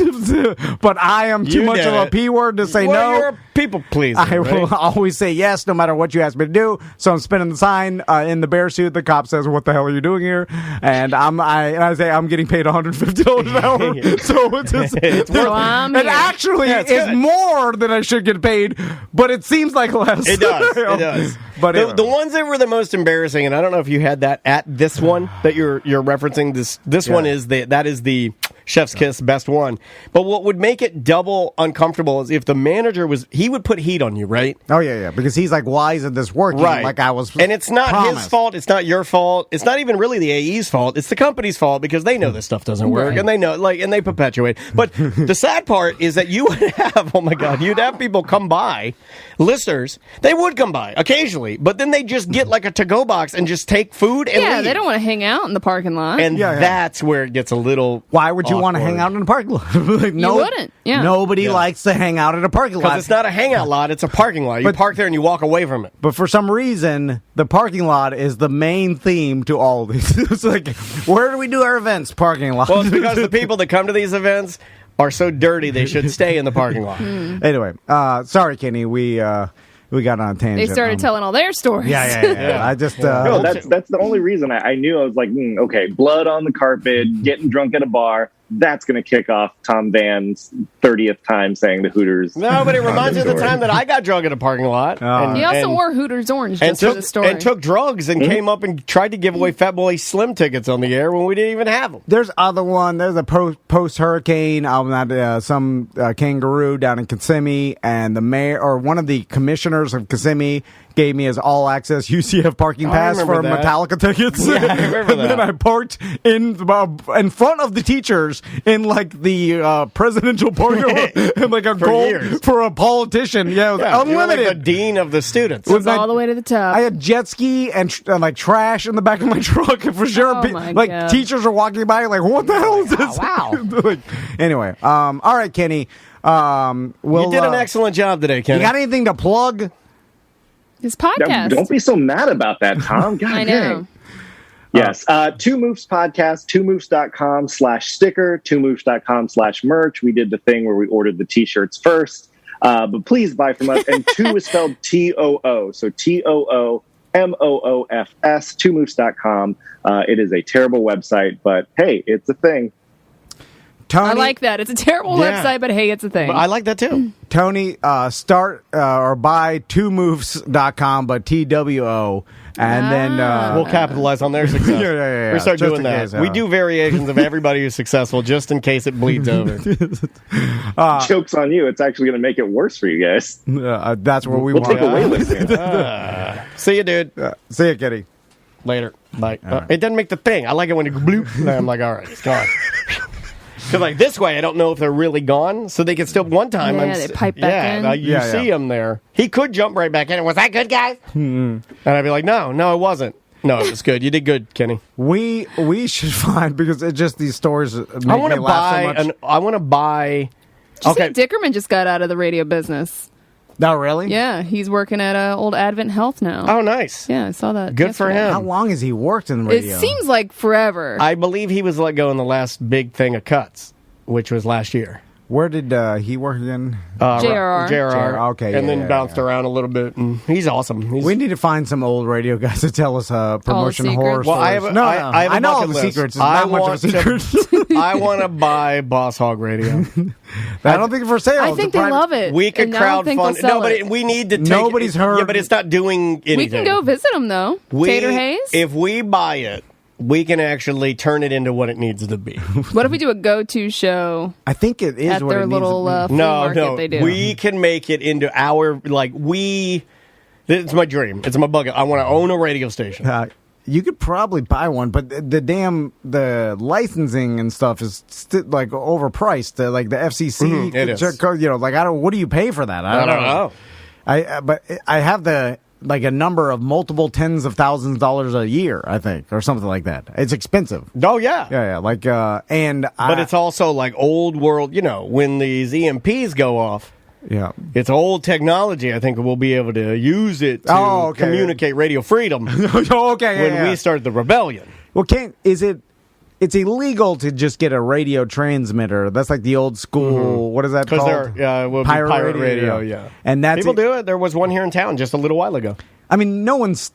Are someone still enforcing that? Like, if we started a pirate radio station, would someone even say anything? Yeah, I think they would eventually. Yeah. Would they? Would they be like, you can't do this? I think they would. We could try it. I just don't know if we want to dabble in these, little federal pranks. Little federal pranks. Surprise! No big deal. I like federal pranks. Federal pranks is funny. It's like a great It's like wiretapping laws. I've never done It's just a little prank. Yeah, come on. It's harmless. What? It's a pirate radio station. What? We were playing Sublime on there. It wasn't even doing anything bad. Wait, you're locking it? 30 years? Federal pranks. The pranks on you at the end. You're like federal prison? Yeah. Oh, that's a bad one. That's weird. Bye-bye. Welcome back to Corporate Time with Tom and Dan. I'm Tom. I am Dan. Samantha's here. Butler's here. We're joined via the Zoom by our friend from thehumidor.com, Mr. Chris Gwaltney. I said his name right. Yeah. What's up, man? Awesome, man. You guys doing good? Doing good. Now, Chris, where are you at right now? Because you look like you're on the summit of a snow mountain. Yeah. You're very real man. He's at the very top holding his press conference. Yeah, I'm in one of the coldest places that we know about, and that's Northeast Florida. Very cold. Yeah, it is very cold there. Yes. We're doing everything we can to survive this Arctic blast. I think it got down in the 50s last night. So, but we're holding tight. I will say that I don't like the weather right now because it's a pants in the morning scenario. Mm-hmm. And I Shorts in the afternoon. Yeah, I like one outfit all day. If I had my druthers, I would wear those little jumpers, the little shorts with a zipper to the and I just wear that. When I get home, I just unzip it, take it off, dirty clothes, nude the rest of the day. Chris, it works, man. It works. I know. What do you think about this theory? Twitch has added the element of being able to see when Tom's embarrassed to be on the show. No. So I have a theory, Chris. Speaking of weather, that I just think a lot of people in the next 10 years are probably going to move to Florida based on the fact that a lot of companies realize they could do their business virtually now. People can work from home a lot easier through the internet. Oh, God, he won't stop with this. I'm sorry, Chris. I automatically tune it out now. All week in the office, it's about everyone's moving to Florida because everyone's working from home. Well, he gets obsessed with things. So, wait till you see when we put the cap on the BDM membership. Don't tell our theories! I'm leaking it out now because if I don't, we'll never get to the end of the never-ending cycle. you have to start it to get to the end of the cycle. By the way, this is why I drive my wife crazy because you only get a 1/10 of the cockamamie theories that I have. God. That poor woman. Anyway, but that's got to be correct, right, Chris? Like people see Florida, like everybody was inundated with that picture of the United States of everybody purple and blue, and Florida, the little red hot D at the end. Everybody's looking at that red hot Florida. Don't call us the little red hot D. You know what I'm talking about? That picture of the United States, everyth's purple. Don't say everything's purple. Don't say everything's purple. A little red hot D, and then everybody's looking at the red hot D, and they're like, well, that's that's still the United States. I would rather live there. Some D. And if I'm working from my house, I don't have to go into work anymore. I want to live the Red Hot D. Anyway, what do you think? Now I'm embarrassed. I'm with you, man. Obviously, from my appearance, I couldn't live anywhere but Florida. It's 52 degrees, and it looks like I'm getting ready to go snow skiing. So, yeah, I'm not a fan of the cold. Me neither. The only problem with that is, I mean, do we really need more people on I-4 and I-95? No. Yeah. Oh my God! Where did you learn to drive? That was such a good voice. Oh my God! Somebody Stop came in the the show. room. Stop the show. You scared the hell out of me. I almost cursed. Who is that? Hold on. Who's the Jewish lady? You have to mark. You should do don't voiceover work. drive like this in New Jersey, not at all.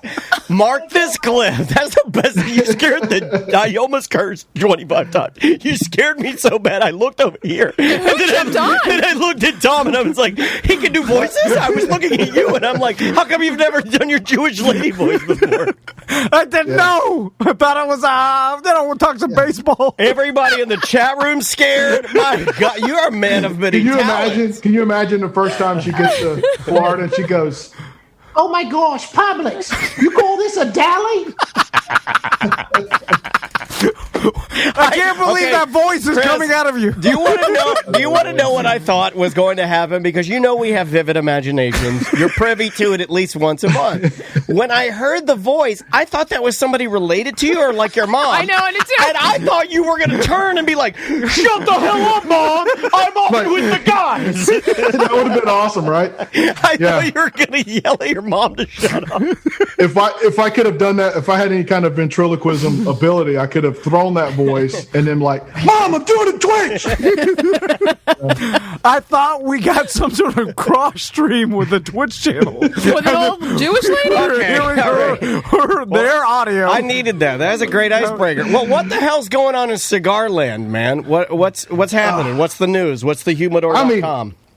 Business is good, obviously. From an industry standpoint, everybody's still starting to get better with playing catch up. You know, those factory shutdowns we talked about, it was going to affect down the road. And it's still, we're seeing effects of it with certain brands and certain cigar sizes, but they're really doing a pretty good job of getting everything back up to speed. From a legislative standpoint, I don't know if you noticed this, but I believe it was yesterday, Michigan basically made it illegal to smoke cigars in a cigar lounge. I saw that.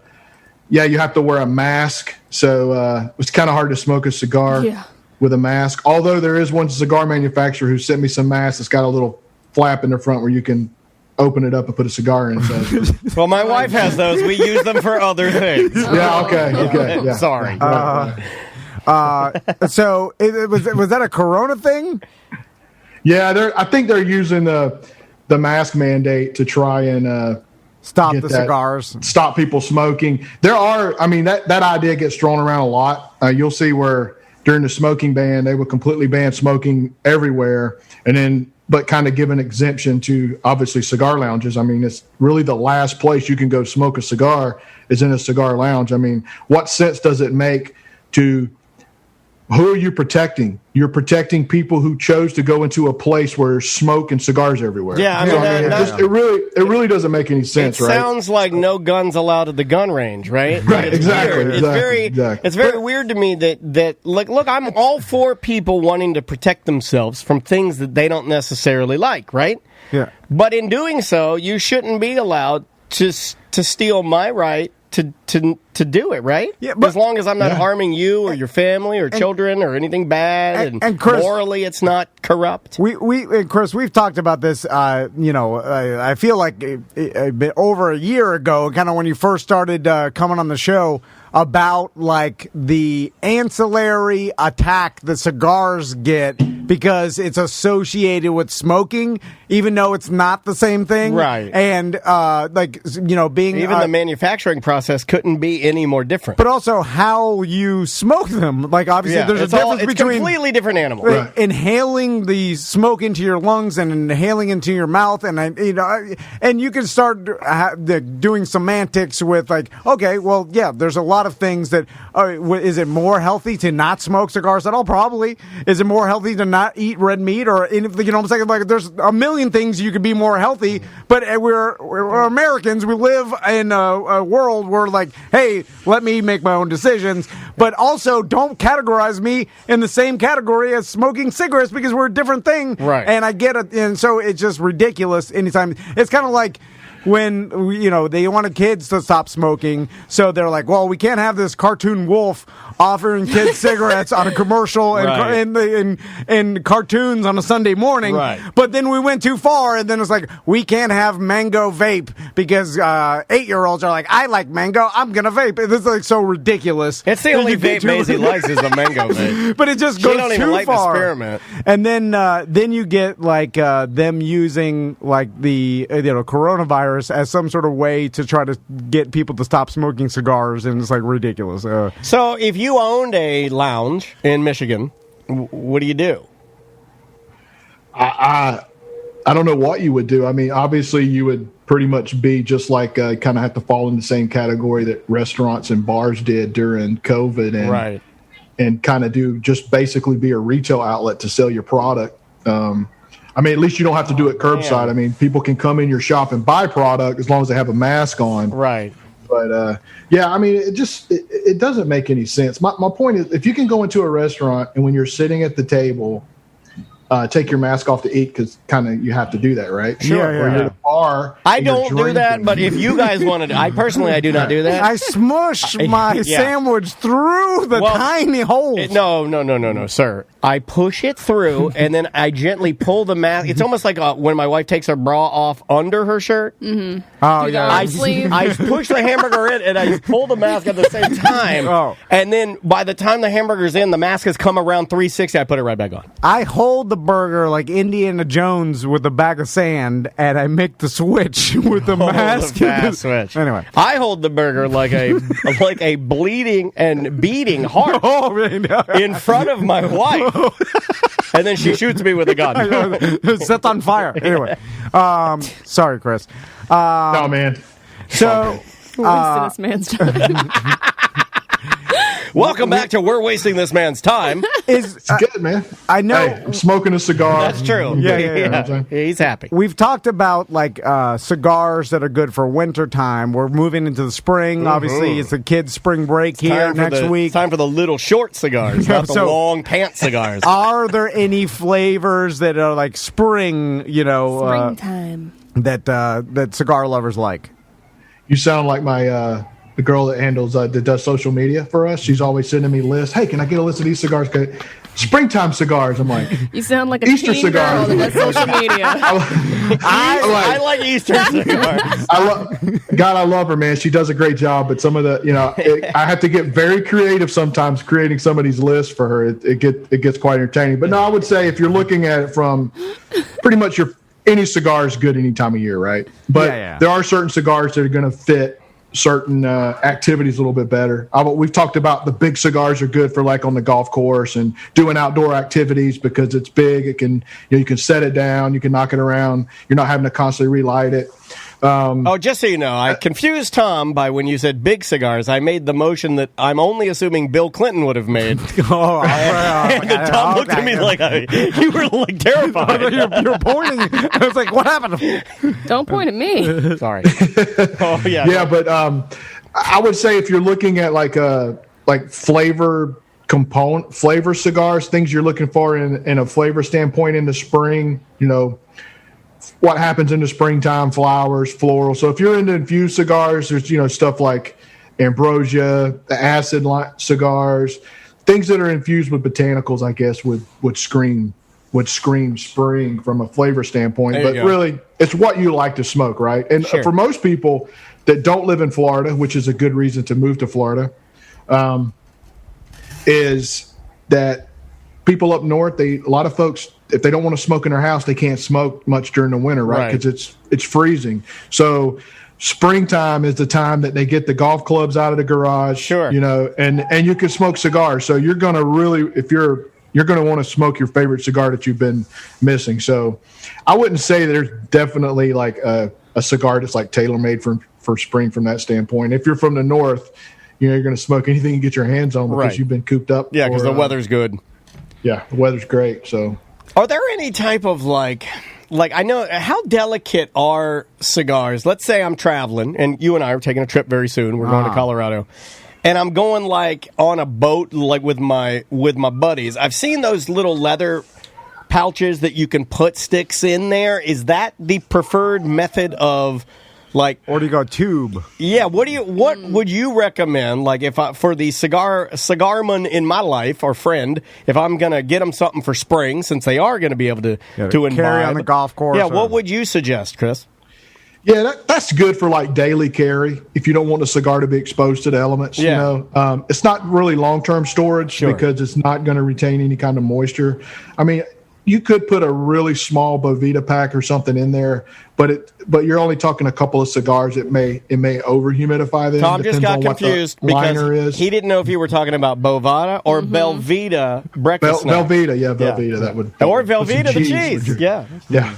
So most of those they're really for just like a daily kind of throw a couple fresh cigars in it. So they don't get broken. So they don't get damaged in your pocket or whatever. It's not really good for long-term storage.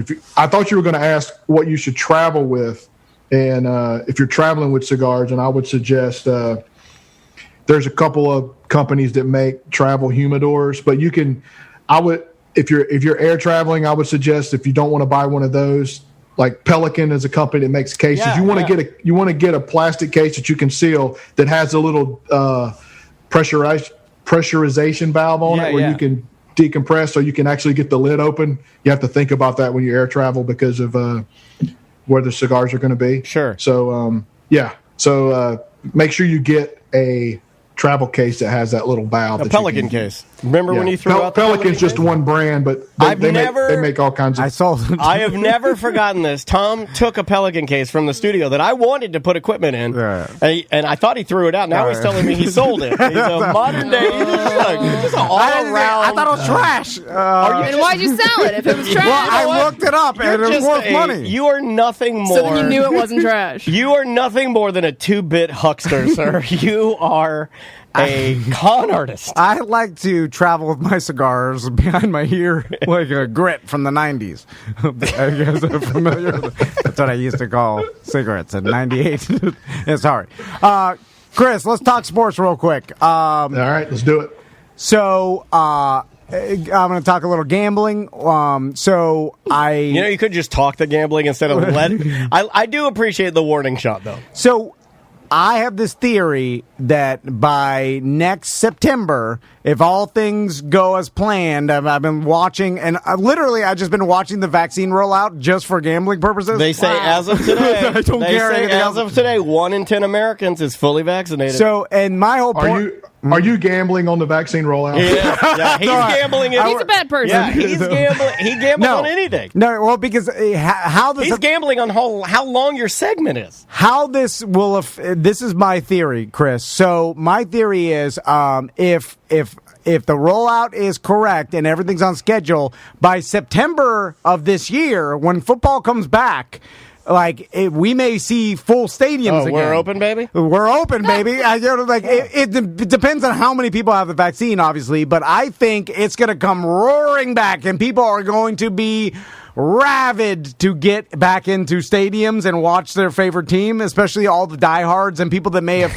The way you describe it, I hope it is just a stadium where people are just like, just like for losing their minds. Well, I think it's going to be... So we went from nothing to overexcited, right? Now it's like the popularity of Psy when Gangnam Style came out. Now this won't affect some teams like the Miami Dolphins, who I've been to their stadium. Everybody, no one cares.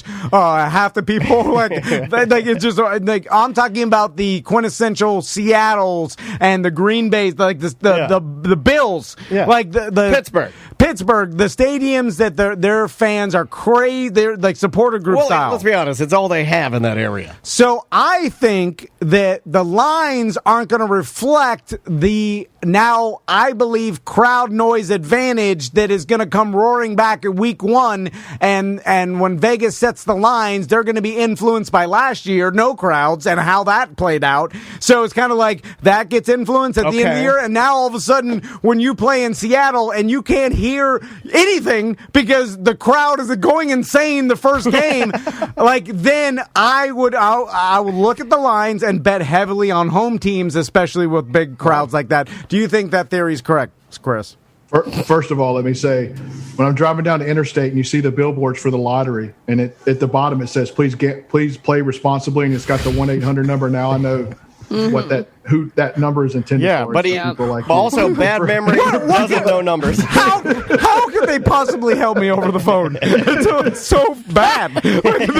Whoa. If you're on your phone, you can't be on especially when you call the gambling hotline and you ask, hey, they're giving me 3.5 points on the Bears and the Bills. What should I do? Yeah, I've always now every commercial they have to read, like, if you have a gambling problem, call this number. Like I see in all the podcasts, because when you advertise DraftKings, they legally have to say that. I forgot how sad that opening I made for your gambling bit last year, where it was the lady from the Australian commercial. Remember, she was like, I can't do this anymore, and he's like, don't worry, baby, I can get it all back. How could they possibly help me over the phone? I still hold, if you're on what the could phone, they say to me? You can't be on your smartphone. Yeah, but what is the person that I'm talking to? How are they?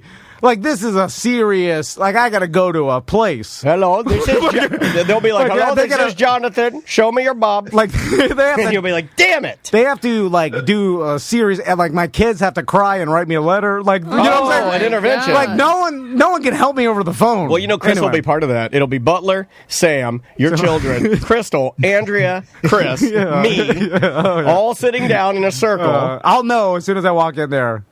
Chris will be on Zoom. With his hat on, smoking a cigar, and you'll know. You'll know as soon as you see the computer set up in the corner. You're like, I'm not doing this, man. I'm not going today. But that's a pretty good theory, right, Chris? I mean, it makes logical sense. Yeah. I mean, I haven't really thought about that, but obviously, neither is Tom. Especially somewhere like Seattle, Green Bay, I think it does make a difference. I think that had. Tampa might not have been Super Bowl champions if they'd have been playing in front of that Green Bay packed house. Yeah. That makes a difference. I think it would have definitely. I'm not guaranteeing that the Packers would have won, but it would have made a difference. I really do. I think I'm with you though. It definitely affects. I don't think across the board, but I think certain markets and certain teams, like you talk about the crazy markets, but.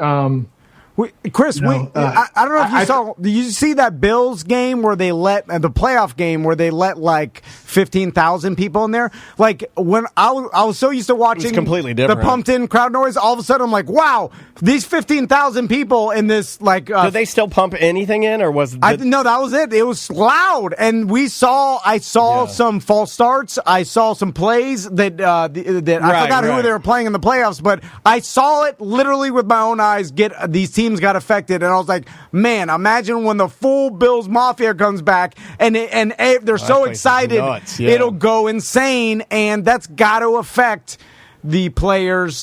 You can't communicate, you can't hear anything. And from a year of nothing to get into that's going to be a shock. I think a little bit. Anyway, well, I think to compliment to make things a little bit more difficult. I think you're going to have not across the board compliance with getting the fans back in the stadium. I think Florida, obviously Texas, you're going to have certain states that anywhere where there's an SEC football team, those states will be 100% capacity when football season starts, right? Yeah. But you're going to have places like California, possibly Seattle, that they may only allow 10% or 20% capacity in the stadium. So you're going to play at home. It's going to be really tough if you've got a home and away with a team that's in your division, but it's in a state, that's compliant. Like say Arizona's playing a team in California and you play them twice.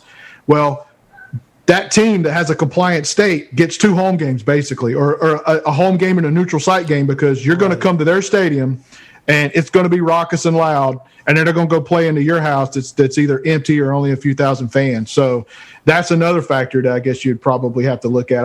I don't know if the league's going to say, hey, it's either all or nothing, but I don't really see how they can do that, because the league really doesn't control the stadiums. I mean, a lot of these stadiums are owned by the cities that they're in.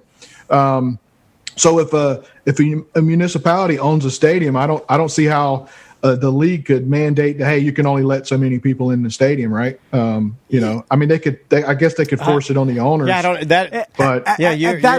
You're talking about something that could potentially get a little sticky. But it just depends. Like, that's why I'm watching the vaccine rollout, because if it does get to a point where in the summer, I mean, I'm reading all the news, and it's like, what channel is vaccine rollout on? I want to watch that. It's like they're predicting, like, all right, we should have enough doses for once. I told you 1 in 10 was impressive to me this morning. When I heard that, I was like, that's a lot. But once we can all just go to CVS and get it, at that point, I'm like, well, we're definitely, we're open, baby. You know what I'm saying? Like, no, I know. Like, there's going to be, I know. And the NFL owners, they want to make the money. They're going to be like 100. Yeah, they're open. They'll say they're open, baby. They may say, just come if you're vaccinated, be safe. Like, they're going to put out the thing, but everybody's just going to flood. The worst Nirvana song of all time was "Come If You're Vaccinated."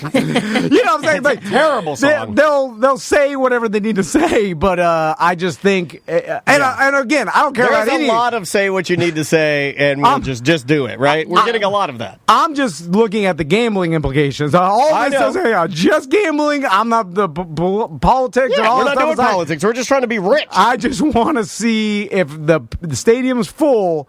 I'm betting on the home team. Anyway, the chat room is requested that we use our very expensive texting service to send them a giant caps lock text that says "We're open, baby." So that's on the table this week. Okay. That's on the table this week. That one, I don't know. But I don't know about that. It's like gets a little political. Yeah, but just say for gambling purposes. Yeah, put an asterisk. All right, Chris.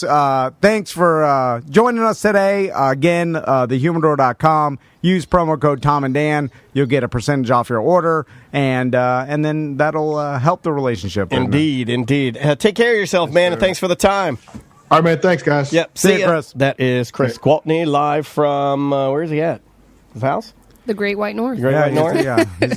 He goes around, and obviously he brings his own. The guy's a pro. He has a camera. He's a laptop, cigar, ashtray, backdrop. Has a consistent look. I like that. I like that. Well, it's ABC. Obviously, ABC owns the Humidor. Oh, I didn't know that. I'm kidding. I did know that. They got enough money to do it right. That's why I like doing it right. You know what? This doing it right thing's going to catch on. I'm kind of with you. For my whole life, I doing it janky because I was just like, But we're switching because you do things right now, and I do some like breakfast in my household is janky. Breakfast in your household. We might talk about this on the Friday Free Show. Breakfast in your household is top-notch diner It is style. Magnifique, man. It is impressive. Yeah, but that's not doing it right. Doing it right is having your daughter be responsible enough to make her own breakfast. What I'm doing is some crazy mental illness thing. You're wrong. I'm like giving them too much, making them super soft. What are we going to do next? Because I know, are we front-loading shows for? No, we're still recording. I'm just talking it out on the air. That's fine. Yeah, I'm just being real with the listeners. We'll take a quick break and we'll come back with more Corporate Time. Welcome back to A Corporate Time with Tom and Dan. That's Tom and that's Dan. This is better. That's better. This is better. Do it all the time. I'm a genius. From now on, you know what? More? Don't give us the thing anymore. The lasso. No more lasso? Don't give us the lasso. When you want to go, you just say bye-bye. Then we have to stop. Yeah. How much more of our job can we give to Samantha? Oh. That's what I want to know. Well, she better fish our fix tank. Excuse me? She better fish our fix tank. She better fix our fish tank is what I was trying to say. Can you... Poor fish. It was a bad idea. Yeah, I agree. So let's do what most white trash do and move on to the next pet. I say we get a mongoose. No way. What is the most redneck pet that we can get? Raccoon. A parrot. Well, you know what? Will your mother-in-law loan us for 1 week? I'm serious. It's got to be substantial so it sits in the listeners' minds. If you guys want to be like radio legends. If you want to be pioneers, then you'll listen to what I have to say. If you just want to ride this out until we're dead, you just listen to what I have to say. Parrot. 1 week, we give it a shot. We take him different places. We put him on our TikTok. We put him with our fish. All her parrots bite the S out of you. Yeah, I can't deal with biting parrots. Are there nice parrots? Yeah. Are there? But you have to... Will a listener loan us or what if we just get a parakeet? They're harmless, right? You can let it fly around. Oh, yeah, free. Like DJ Babylack has parakeets. It just flies around the studio. Yeah. Soon to get up in the drop ceiling and do crazy. Well, then I can't get it out. I'm not getting it out. No. It's got to come out of itself. If we put a dish out, it'll fly down for food and water. What do you feed it? Birdseed. Same thing as Get Seth here. And we'll be fine. Just birdseed. I feel like it would eat off of the crumbs. Well, I will tell you from taking care of my mother-in-law's parrots, which sounds... You're a bit of a parrot man. That means you slapped their boobs. That there's lots of different foods and little pellets. Oh, they like play foods, like a challenging. You got to give them like a challenge. You give them a pistachio. Well, they all, and it's a fun puzzle. Like I know one of them. If you give a parrot too many, almonds or like the real fatty nuts. Which is what happened to your parrot? He ate too many big fat nuts. So anyway, you guys are babies. They get like liver fat. They get big fat livers like an alcoholic. And then so you have to not feed them too many fatty nuts, and then put them on to a strict. And they hate it too. Bird seed pellet. And they hate it. They think the virus is fake. They're mad at our president. Then their pellets, and this is kind of this makes me mad. Like when people eat tofurkey or fake bacon that looks like real bacon. It makes me mad when it gives you boobs, right? When the vegetarian or vegan community they mold their vegan and vegetarian food around meat because I'm like, isn't that a little bit like? Some sort of tip of the cap to bacon, right? Like you're at least promoting bacon a little bit, right? I had a guy tell me that the reason they do that is so they know what it's like an identifier. Well, you can put that in the box, right? Right. No, I know, but I mean, then the other question that the vegetarian gave me or vegan was, what should we make it look like then? And I said to him, I don't know. It's just whatever you want. Make it look like a banana, but taste like bacon. I don't think I would care what it looked like if it were just like a strip of protein or whatever. So what they do with the bird pellets is they'll because it's just grain that they stamp into some sort of pellet, right? But they'll stamp it into a pellet that looks like a banana and an apple and a little fruit. Right. Like, you know what I'm saying? So they'll stamp it into a little tiny... Like runts? Like runts, yeah. But it's for us. It must be. So we think, these birds are eating delicious fresh food, but it's not just a stamped pellet of I think it's garbage. more, it's the psychology behind it. Is to... Weird. It's torturing the bird, too, because it wants to eat a delicious banana. It's just a dusty pellet. But I think they do... Don't they do that so it's like a challenge or a toy? Maybe, yeah. Like, I've seen people, like people that have birds. I think one of your mother-in-law's birds had like a round wooden bead... a colorful bead in there. It's enrichment and tools, they peck at the bead, and that's their toy, like a soccer ball that you give a kid, you know. And I'm like, dumbass bird pecking a wood bead. They need enrichment, or they'll start pulling their feathers out, which is another weird thing. The birds, if they get just lonely, like us. they get lonely, they'll pull all their feathers out except for their head feathers, because obviously you can't do that. Yeah, so, we can't get a bird. So it's just because we neglected this fish tank. We'll definitely neglect. We the bird. haven't neglected the fish tank. The guts of the fish tank are a bit more complicated than we... Yeah. If it was just a big tank of water with nothing else, that's easy. I mean, like we've done good at feeding because we have an automatic feeder, but Well, I don't know. Just now we might have overfed them. Well, no, you just don't feed them now for the next 3 months. They'll be fine. I think they were starving over the Butler weekend. screwed up our automatic feeder because so Truth comes out. I love a good blame game. We ran out of fish food, and then I think Butler actually noticed it first. Or did you notice it first? I don't notice anything. Well, that's my game. Who is the first question? D-Slap is my game. The first question is, who's saying this? So I have my eyes closed during the show. A lot of people don't know that. we ran out of fish food, so then I remembered at night, and I just ordered it on Amazon. And then we got it Monday, but then I forgot to bring it on Monday, and then we were already out. So we were starving them, but they're fine. I don't think it's considered. It's not like humans. Well, they live in the wild. They're right. Yeah. I don't think there is a thing of starving them. They get fed from the automatic feeder. There was food in there. Now, granted, it's not a bountiful bouquet. We're not throwing them a hero's feast, but occasionally they get a couple of pellets and some algae. And they can go all day. Yeah, they're fine. They got the brain cells of a Mountain Dew can. So then I forgot the second day, of course. Yes. But then I called my wife to bring me the And fish she food. came over in her nightgown with no makeup on and a mask and refused to come in the studio. Yeah. Because she didn't want to show. But I saw her and I thought she looked good. So then. Because the thing about a nightgown, ladies, they're backlit. So then Butler, he took the fish food and then refilled the automatic fish feeder, but I think he broke it because it's unplugged. Why is it unplugged? Oh my Well, God. the last person to touch it was Butler. Correct. And then now when I plug it in, it just starts shooting out food. So Oh, yeah. He's coming. He's yelling to defend himself. Okay, here. well, you can get on the mic. Yeah, You can get on the mic and defend yourself. Because- But it does sound like the first one who smelt it dealt it. I smelt it for sure. It worked. Then after you put the fish food in, it is now mysteriously unplugged, and every time we plug it in, it dumps out fish The food. food dispenser is battery operated. It does not need to be plugged in. I don't know. It must have been coincidental when you plugged it in that it dumped a bunch in there. But I think what I did do, what I will take blame of, I didn't leave the. I must have adjusted the actual the amount because it has like a gape, like a hole, and you adjust that to how much Right. dumps in there. I may have left that a little wide. Okay, so wide gap. For the fish tank. You set it on norm instead of setting it on tactical. Yes. you just put a couple I went Twizzlers Chungus in. instead of Twig. Now, it did seem like every time I plugged in that thing, it dumps fish food. I don't know. Wow. So I'm glad we got this tank. if I walk over, what is unplugged? There's actually two things unplugged now. If I walk over there and plug in that thing and it dumps shoots out food, fish then he has to food, drink. He has to eat a fish. you have to take a shot of that water. Yeah. Well, are you willing? Because you did say with very much confidence that it's battery operated, and I did just plug it in twice and it dumped out fish food.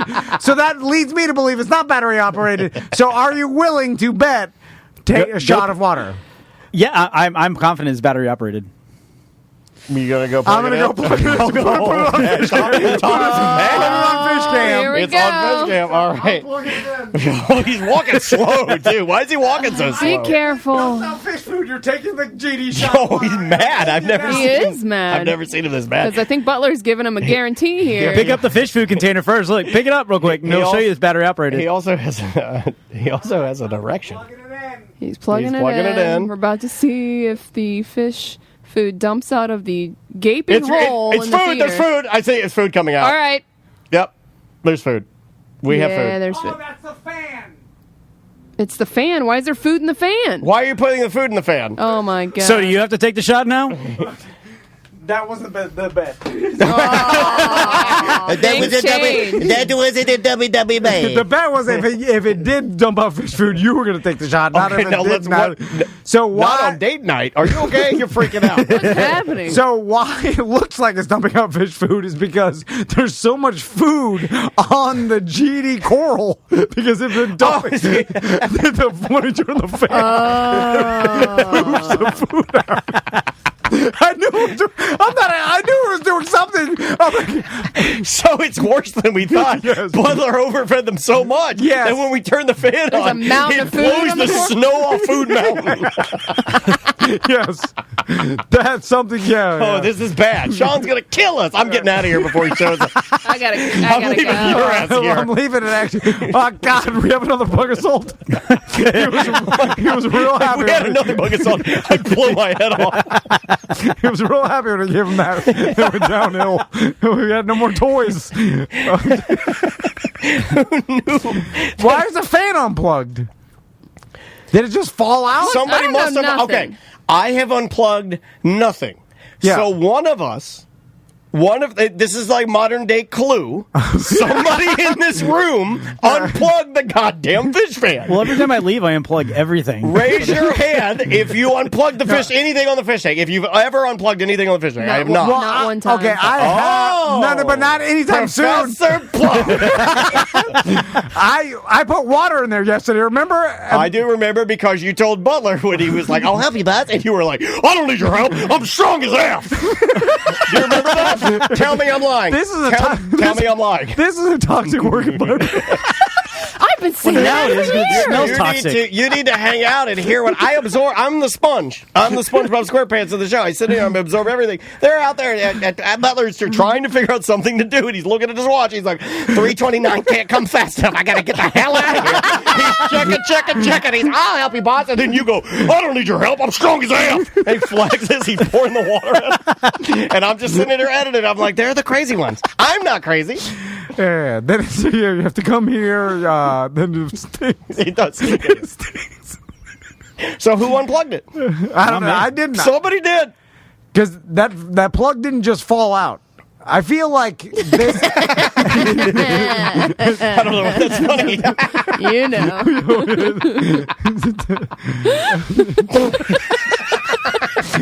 It starts out. We've recorded too much. One starts out tight. Oh, how it's hard to get in. It's hard to get in. There's too much food on the top. Okay. I'll get some voicemails. Hold on. It does stink in here. I knew something was wrong. Okay, hold on. Regain your... Remind me to leave some petty cash for him. Okay. Okay, here we go. Richard Petty. Hey, what up, Tom and Dan? I just thought I'd call and let you know our little experience we had with J.C. Harrelson over there at Don Mealy. Me and my girlfriend were looking for a vehicle.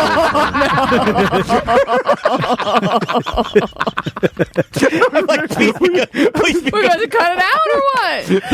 The show ends with that. That's it. That's it. And they're like, push the fish tank over.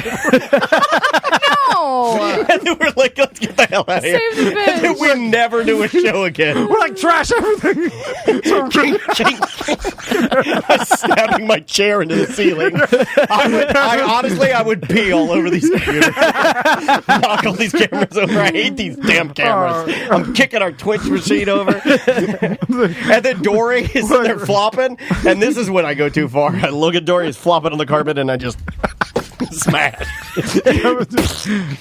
Make yourself throw up on the couch.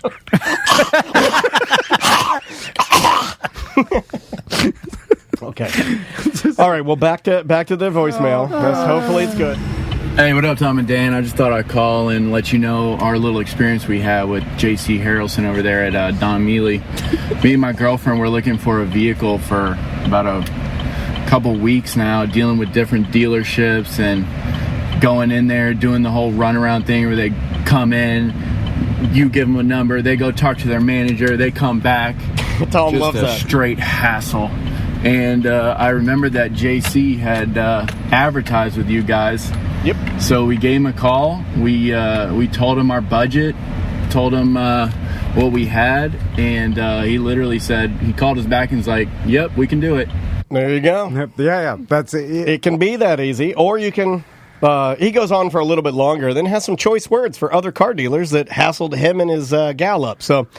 Cut to the chase. Just go see JC. Have you guys ever pulled up to a car dealership and then did you see the salesman lurking around? Yeah. And like, as soon as you get out of your car, they all like sharks. Yeah, they start coming over to you like, "How you doing?" Like and you're like, "Oh, here it goes!" Like you start the whole thing. I always wondered how they work out the hierarchy of who gets the person, because there'll be multiple. Yeah, they'll be hanging out all together, yeah. There'll be multiple guys with their shirt tucked in with like a belly. They all have a look. Traditionally. I am stereotyping, I don't care. Yeah. And they're all walking to your car, and you see like maybe 2 or 3 of them. How do they decide who gets? I think they rotate. It's like the last, like Johnny got the last one, give this one to Bill. Yeah, Gail blow it. Skip always blows it. You like that kind of stuff? Is it like that? Know. Is it like the way we think of it in our minds, or is that an old way and now it's all computers and the internet? No. Well, I think it's a hybrid because they still do old school sales tactics, but so it's got CBN inside it. just call up JC or Mike Stacks if you're going to Subaru Mitsubishi, and then just call them up and tell them, hey, I'm a Tom and Dan listener, I'm BDM, and they're just going to treat you like they do their friend. Be like, all right, this is the deal, this is the lowest we can go, here it is. You know, it's like, it's way easier. It'll save you some time. Than the sure. song that you're signing a number. Like, it's the whole thing. I do like that, though, where they're like, all right, well, this is the offer I gave you. If you just initial right here, I'll go talk to my finance manager, see if we can get the ball rolling on this. But I'm going to be honest with you. Yeah. It's going to be hard to do. It's going to be tight. Yeah. I love those, though. I'm kind of a sucker for that. I like the process. But it's like having the hookup or having a friend that works at a car dealership, because once you tell them you're a Tom and Dan listener, you're just part of it. It's like having a friend who's rich and can get you a vaccine before people who need it. Oh, hey, Sean. It's Olivia. How in the heck are you? Boy, it's been a while. Well, I'm not doing yoga at the house. My little club opened up, and they have some yoga classes, and I just wear my mask, my bandana, and keep my distance, and I just don't linger there. But socially, I need to talk, to my friends. I think it helps me stay up and at them, and seems like the Airbnb business just kept going. I didn't know how to shut it down, so I'm booked all of July. Can you believe it? And we got the sod in the backyard. The guy made him feel so guilty. He came by and dropped the sod in. He actually put it in, and he should. He was paid for it. You'll see it. I just have to self-water it right now. This goes on for 2 more minutes. Oh, my God. It's my favorite new caller. I love this lady. Is this your drunk aunt tells you about her life? I honestly do not know, and I really did like... she say, hey, Tom and Dan at the She said beginning? Sean. Hey, Sean. Sean. Hey, Sean. She got the wrong number. But it's an 800 number. Okay, well, and check her it out. voicemail says... Yeah, no, you have to wait through almost 2 minutes to get to our... Like, we pay for a service that gives us a vanity number, the 1-844 Tom and Dan. T-O-M, the letter N, D-A-N. You can always call it and leave a message. Super easy, right?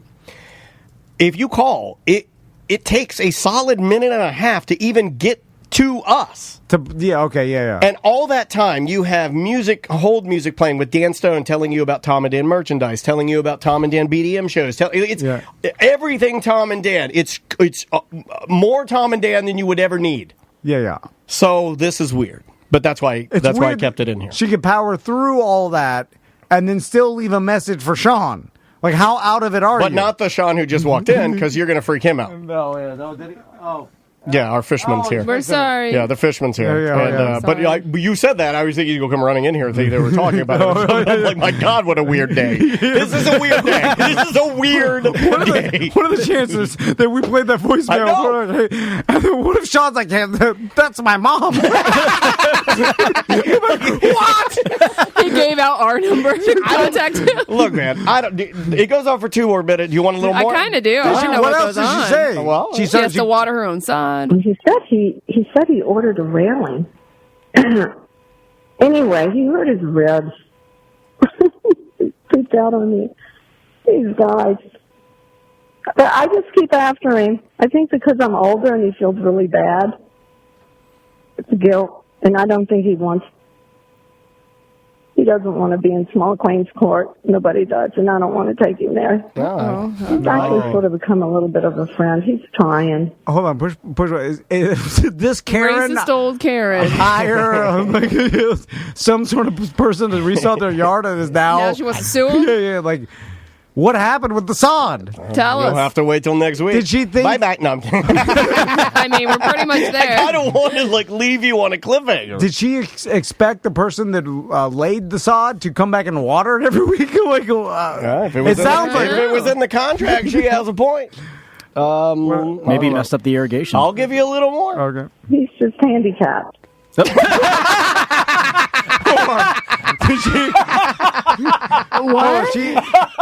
Did she hire a handicapped man to redo her sod, and now she's threatening to sue him for doing a bad job? I backed it up a little bit. I have no idea what this is, by the way. Here. Okay. A little bit of a friend. He's trying. He's just handicapped. But you don't need to take somebody's money. That's what you don't do. There's no excuse for that. unless you do the work and do it right. Yep. Right? Yep. Anyway, that's the story there. So there's that leak again downstairs in the bathroom in the rental place. I thought I fixed that, Mom. And the girls know about it. They said they're just going to let you in at 12 o'clock. Okay. I might be around. It's probably best if I'm not there. Yeah, I wouldn't want to be there. Because I get a little bit like the sky's falling in. Yes. Oh, God. Imagine doing work for this lady. Like, you have this lady call you, complain about every GD thing Or you've done. imagine she stands there while you're doing the work and talks to you like you do. I'd be too awkward to ever complain about anything after, but I like how she hired a disabled person to do her sod, then she's bitching about it and threatening to sue him. Hey, follow up. Have you been able to... Didn't you have an issue where every time you walked in, or your wife walked into the bathroom, she smelled the center of the earth or something? Like she could smell like the actual... That's what I was talking to. I remember I took a call outside. I'm sorry. No. You're not supposed to talk about that. No, I didn't mean to. I thought used my GD shower for 2.5 months because I live with a lady who's... crazy bloodhound nose over there. And she's convinced that we have some sort of... She's like, look how the tiles are gray down here. There's a water leak, and she's got a water meter. Where did she get a water meter? I don't know. She lives at Home Depot now. And she's like, look at the water meter. I'm like, oh, my God, I just want to shower. And then I have to... It's so miserable. I'm telling you, man. I'm telling you, you just get a homeless person to water your sod and a bird in here. We'd have the best show in Orlando. We need a bird. It's been 2 months we haven't used it. It's still not dry with the GD water meter. Then it's still not. What does the water meter do? It's just... Is it like what Ghostbusters have for ghost juice? It's got 2 prongs, and there's a digital... It's like the size of... 2 packs of cigarettes sideways. Yes, now we're talking. And you put it against the grout, and it says how much percentage of water there is. Humidity and water, yeah. Oh, there's water in... Is there always water in grout? No, there's not. There's supposed to be... Oh, hey, Sean. It's Olivia. That accidentally started. I didn't do that. Well, we got to go, Olivia. Oh, my God. Bye-bye.